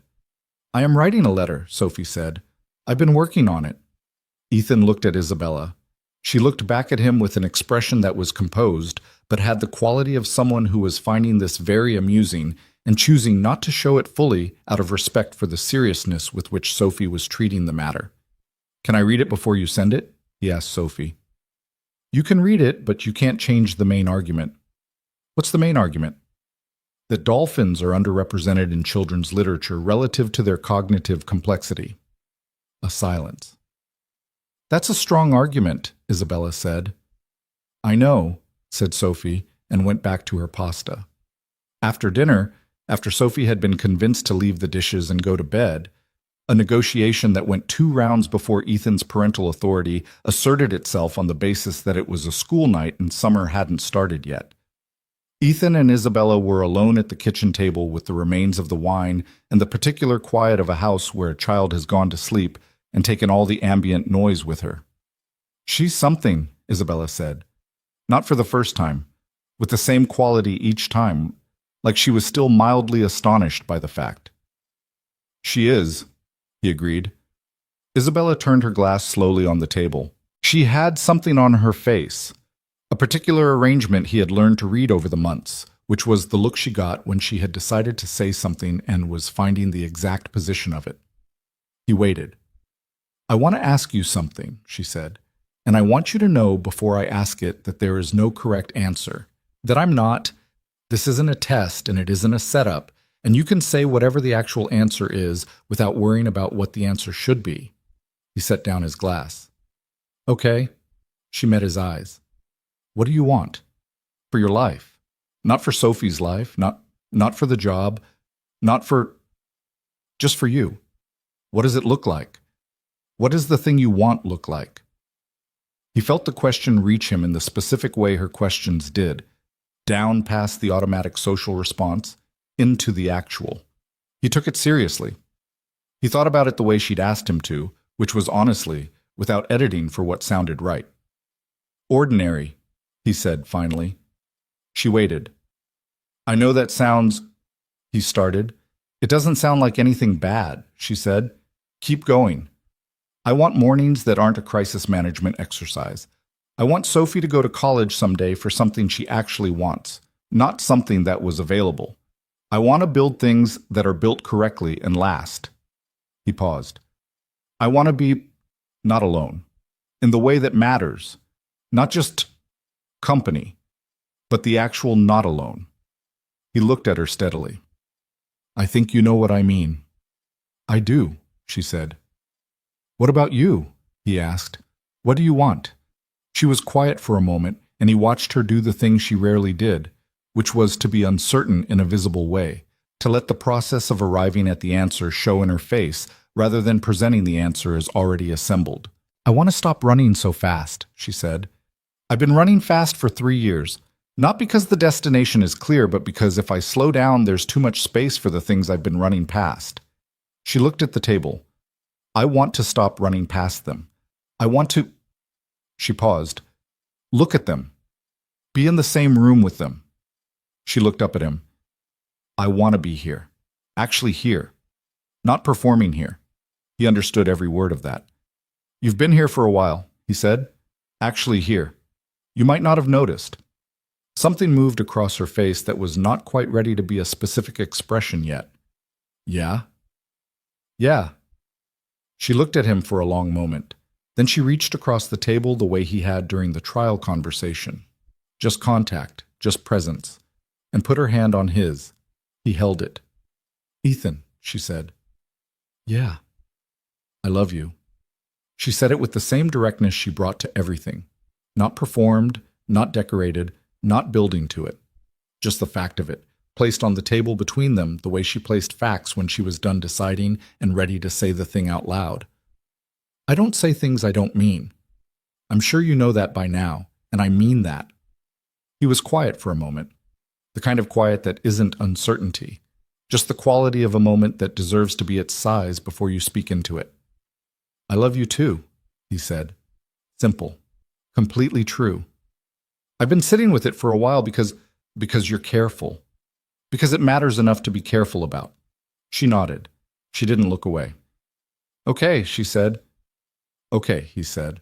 They sat at the kitchen table in the apartment on Caldwell Street with the parking lot view and the aspirational heating and the water stain on the ceiling that was staying, and they did not make any dramatic declarations or plans or promises beyond the ones already implicit in the year they had just come through together.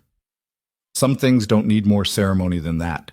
Some things are sealed by the accumulation of Tuesday phone calls and Thursday afternoons and Saturday mornings and pasta with too much basil and hands held in hospital rooms and soup cans and fraction messages and dolphin habitats. The big words, when they finally came, were really just the official language for something that had been true for a long time. It was Sophie who first said the word, though she used it as a question and directed it at the ceiling rather than at either of them specifically. They had been at Isabella's apartment, a penthouse in the Sterling Group's residential tower on the east side of the city, large and well-appointed and, in Sophie's assessment, very clean and kind of echoey, for dinner on a Sunday in August when Sophie looked around at the space and said, to no particular person, "Is this going to be where we live?" Ethan and Isabella looked at each other over Sophie's head. "We haven't talked about that yet," Ethan said. "I know," Sophie said, still looking at the ceiling, apparently conducting some kind of spatial assessment. "I'm just asking." "What would you think?" Isabella asked. Careful, genuinely asking. Sophie brought her gaze down and looked at Isabella with the full, frank assessment she reserved for things that actually mattered. I'd think it needs more stuff in it, she said. It's very empty, and the basil can't live here.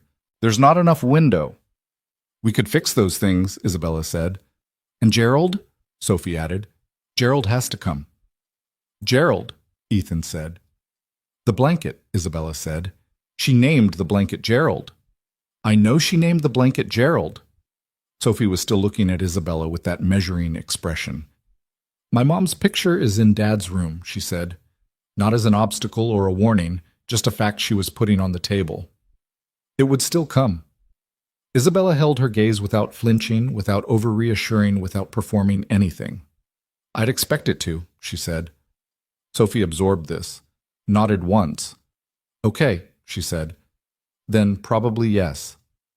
She went back to her dinner, the matter resolved to her satisfaction, leaving the adults to look at each other across the table in the aftermath of a 9-year-old's architectural review of their future.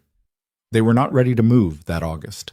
There were things to navigate first, practical things, the apartment lease, the school district question, the conversation about what a combined life actually looked like between two people who had each developed elaborate and functional systems for being alone, and now had to figure out where those systems intersected and where they conflicted. None of it was simple. Some of it was frustrating in the specific way that combining two adult lives is always somewhat frustrating. Not dramatic frustration, not the kind that means anything is wrong, just the friction of two different operating systems learning to run on the same hardware. There was a conversation in September about money that was uncomfortable in the way those conversations always are when the financial situation of the two people involved is as different as theirs. Ethan initiated it because he was someone who believed in naming the uncomfortable thing rather than walking around it until someone tripped over it.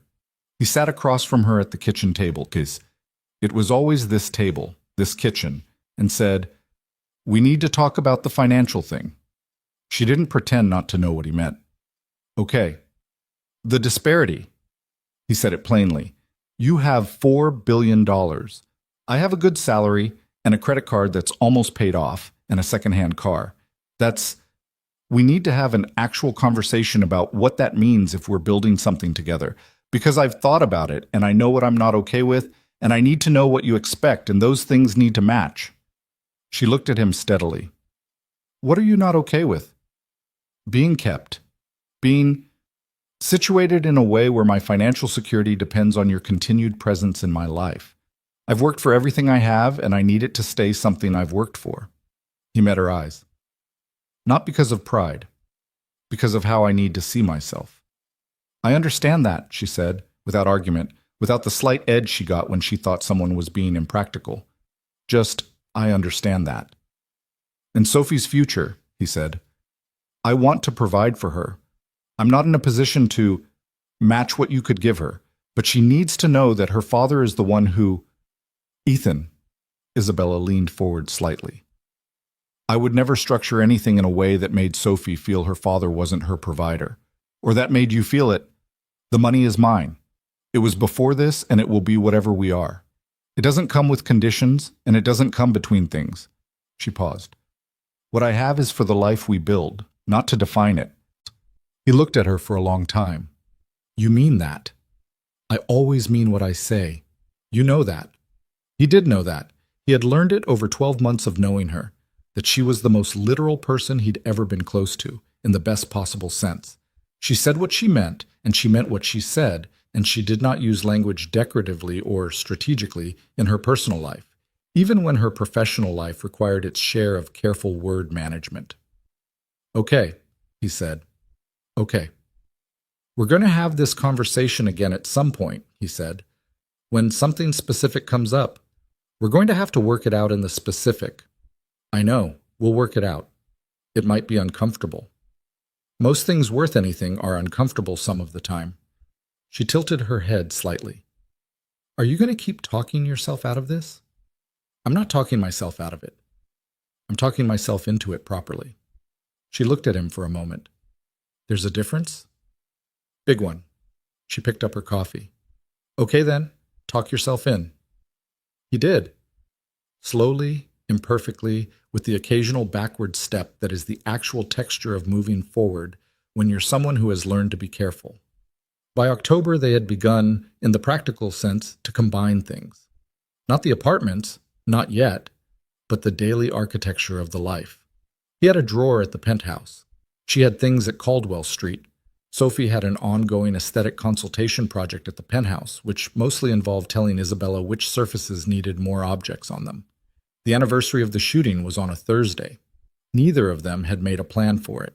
It arrived the way anniversaries do, flagged by the calendar, weighted differently than the surrounding days, asking something of you before you've decided what you want to give. Ethan was at the office in the morning.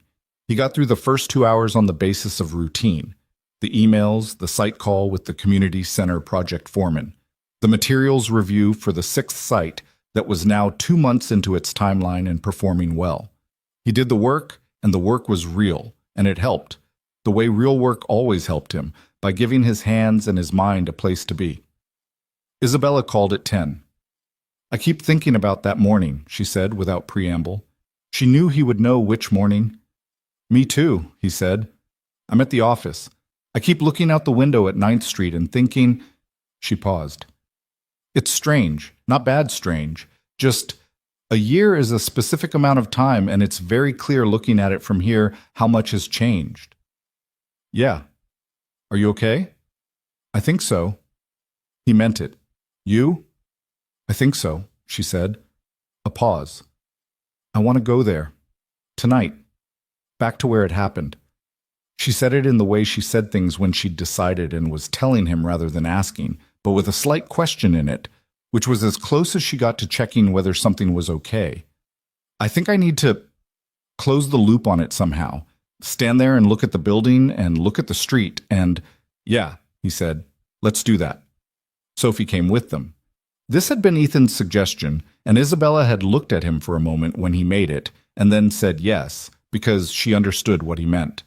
That Sophie was part of what the year had been, that leaving her out of the marking of it would be its own kind of inaccuracy. They went at 6 in the evening, the 3 of them, when the light was still good but had taken on the quality of early autumn evenings, gold and long-shadowed. Ethan parked on the side street, and they walked to 9th and Sterling Avenue on foot. The city was doing its early evening thing. People heading home, a few heading out, the specific energy of a Thursday at 6, neither rushed nor entirely relaxed. The building was there with its name across the facade, unchanging. The sidewalk was the sidewalk, repaired, ordinary, no indication of anything that had happened on it except in the memories of the people present. They stood on the far side of the street, roughly where Ethan had been standing that morning. Sophie looked at the crosswalk, looked at the building, looked at her father. "Is that where you ran?" she asked. "Yeah." She looked at the distance, maybe 40 feet of crosswalk and sidewalk. "That's not very far," she said. "No," he agreed. "It's not. But you got there in time." "Barely." He looked at the pavement across the street. "Yeah." Sophie took his hand. Not dramatically, just took it, the way she'd taken it when he came home from the hospital, with a completeness that didn't require elaboration. He held it. Isabella was standing slightly to his left, looking at the entrance of the building. He watched her face do the work of being in the place. Not shutting it down, not performing the emotion, just letting herself stand in the geography of it and feel what it produced. She turned to look at him. The gold light of the early evening was in her face, and she looked like herself, like the specific and particular person he had come to know through 12 months of kitchens and hospital rooms and job sites and dinners and Thursdays and all of it, the complicated real version of her, not the composed public one and not the perfectly vulnerable private one, but the actual one, the one that existed in the imperfect middle ground between the two. "Thank you," she said. He knew she didn't mean the logistical thank you. She didn't mean for coming tonight or for the dinner reservation she didn't know about yet. She meant the morning. She meant everything from that morning to this evening. "You don't have to keep," he started. "I know I don't have to." She held his gaze. "I want to. Once a year, standing on this street, I want to say it. You can tell me it's not necessary, and I'm going to say it anyway." He didn't tell her it wasn't necessary. "You're welcome," he said. Sophie looked between them. "Can we eat soon? I'm hungry." The moment broke cleanly, the way moments should break when they've been properly honored. Not shattered, just concluded. Ethan looked at his daughter and felt the laugh come up from somewhere genuine. "Yes," he said, "we can eat soon." "Where are we going?" He looked at Isabella. She was almost smiling, which was moving toward the actual, which arrived in the next moment. The full one, the one that was just her. "I made a reservation," she said. "Somewhere Sophie hasn't been." Sophie's eyes went wide with the specific excitement of a new restaurant. "Is it fancy?" "Dad doesn't like fancy." "It's not too fancy," Isabella said, "but it has very good pasta, and they use fresh basil." Sophie looked at her father with an expression that communicated her complete support for this plan. They walked back to the car, Sophie between them, holding Ethan's hand on one side and reaching for Isabella's on the other, with the casual assumption of someone who has decided this is the arrangement and would like it maintained. Isabella took her hand without pause, and they walked, the three of them, through the Hartford evening, through the city that had been the setting for all of it, the tragedy and the recovery and the long, slow business of learning to trust the future again. The restaurant was small and warm, and the pasta was excellent. Sophie ate enthusiastically and told the waiter with complete sincerity that the basil was almost as good as hers, which the waiter received well. Ethan and Isabella drank wine and talked and were in the room the way they'd learned to be in rooms together. Actually there, not performing it. At some point during the meal, Sophie looked up from her plate and said, to neither of them in particular, "I want to ask Isabella a question." "Okay," Ethan said. Sophie looked at Isabella directly. "Are you going to stay?" she asked. Not aggressively, not fearfully, just with the straightforward need for information that was her primary mode of engagement with the world.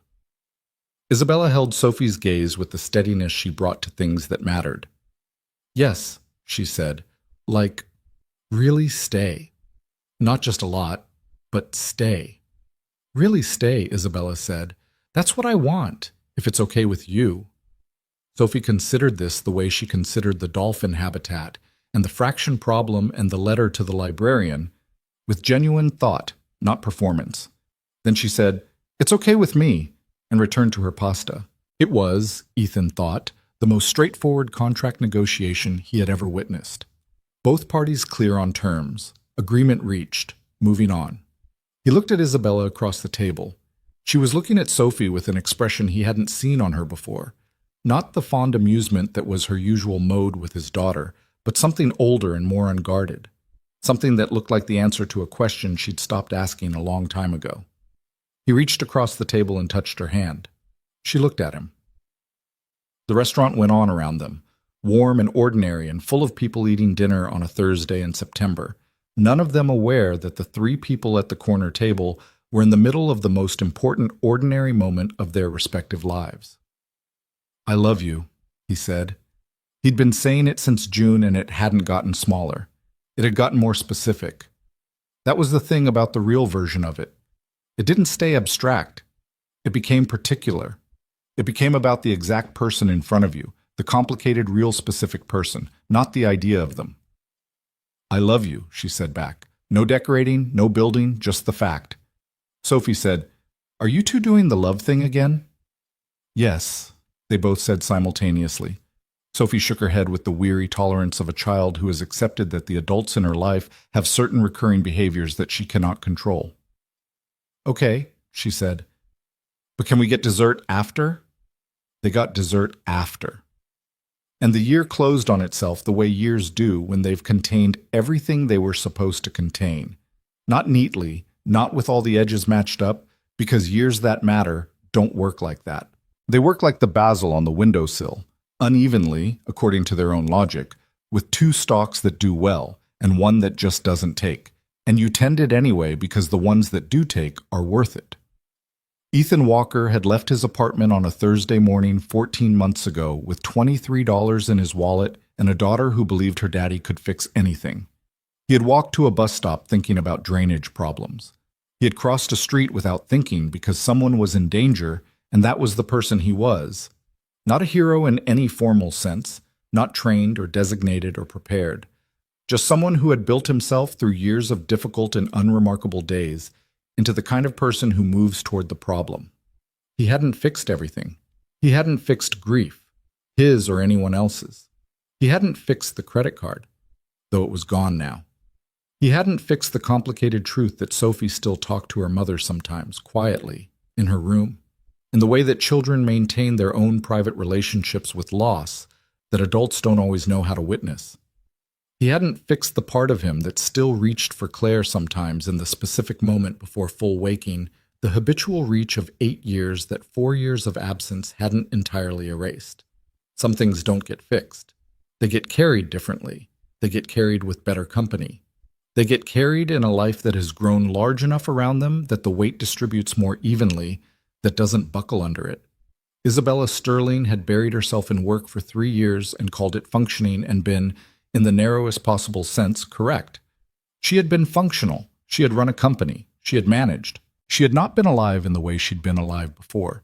She had known this and had decided, not consciously but thoroughly, that the trade was acceptable, that the version of her that could want the full thing was gone, filed, finished. She had been wrong. It was not gone. It had been waiting in the patient way that real things wait, not urgently, not calling out to be found, just there, surviving the weather, present when the conditions finally shifted. The conditions had shifted on a Thursday morning on 9th Street, because of a drainage problem Ethan had been thinking about, because of a bus that ran 2 minutes late, because of $23 and a granola bar and a man who didn't know her name but ran across the street anyway. The smallest hinges carry the heaviest doors. That's not a poetic observation. It's a structural fact, the kind of thing you understand if you've spent enough time around what holds things together and what doesn't. The catastrophic failures are rarely where you expect them, and the things that hold, the things that actually hold, are rarely the grand architectural gestures. They're the small, repeated, unglamorous choices. Show up, tell the truth, move toward the problem. Hold on. In the spring following that autumn anniversary dinner, Ethan and Isabella got married in a garden outside the city that was in bloom in the inexact way of mid-May. Some things flowering, some things still working toward it. The whole space in the process of becoming what it was going to be. It was small. 50 people, the ones who mattered, none of the performance that Isabella's position could have demanded, and that she had declined, because she had learned or relearned that the most important things in her life had all happened quietly, and that this one deserved to be quiet too. Sophie wore a dress the color of the basil plant that was now thriving on the windowsill of their new apartment. They had found somewhere that was neither Caldwell Street nor the penthouse, but something between them, with a kitchen wide enough that you could not touch both walls simultaneously, and a window box with sufficient light, and an extra bedroom that Sophie had furnished according to a vision that required 2 trips to the thrift store and 1 very long afternoon of questionable but earnest labor. Gerald the blanket occupied a place of honor on her bed. She walked down the aisle ahead of them, scattering flower petals with the focused precision of a scientist conducting an experiment, making sure the distribution was even, pausing once to assess her progress and correct a gap in coverage on the left side. Ray Dominguez was there in the 3rd row and looked precisely as uncomfortable in formal clothing as anyone who knew him would have predicted, and nodded once at Ethan when he passed in the way that communicated everything and required nothing else. Ethan stood at the front of the garden and watched Isabella come through the gate and walk toward him, and she was not the woman in the charcoal coat from the sidewalk on 9th Street, or the woman in the hospital chair, or the woman at the kitchen table on Caldwell Street, or the woman in the restaurant on the anniversary. She was all of those people and none of them fully, and she was herself, walking toward him on a May afternoon with the slightly imperfect gait of someone who had worn heels less than she'd have liked in the last year, and wasn't about to admit the shoes were harder than expected. He watched her walk toward him, and he thought, this is the version of things. Not the version you plan, or the version you imagined, or the version anyone would have scripted from the outside. The actual version, with all the specific weight and specific joy of having come through what they'd come through to stand in this garden on this day. She reached him. She looked at him with the expression that had no management in it, that was just her, entirely present, entirely here. You're here, he said, because it was the first thing he thought, and he'd stopped editing the first thing he thought somewhere in the last year. I'm here, she said. Actually, here. And she was. They both were. Entirely and imperfectly. and without any of the guarantees that people sometimes pretend come with the good moments, because there are no guarantees, only the choice to build anyway, to tend the basil and repair the drainage and hold the hand and cross the street, and to keep choosing every ordinary Thursday, every complicated morning, to be the person who moves toward the thing that matters. Sophie distributed the last of her petals and looked up at her father and at the woman who was going to stay, and she smiled, the uncomplicated smile of a child who has assessed the situation and found it acceptable, who has done her due diligence and arrived at a conclusion she intends to stand behind. Outside the garden, Hartford did what Hartford does. The city moved and breathed and went about its business in the beautiful, indifferent way of cities, not knowing and not needing to know that 3 people inside a garden on its outskirts had built something that would last. The basil was doing fine,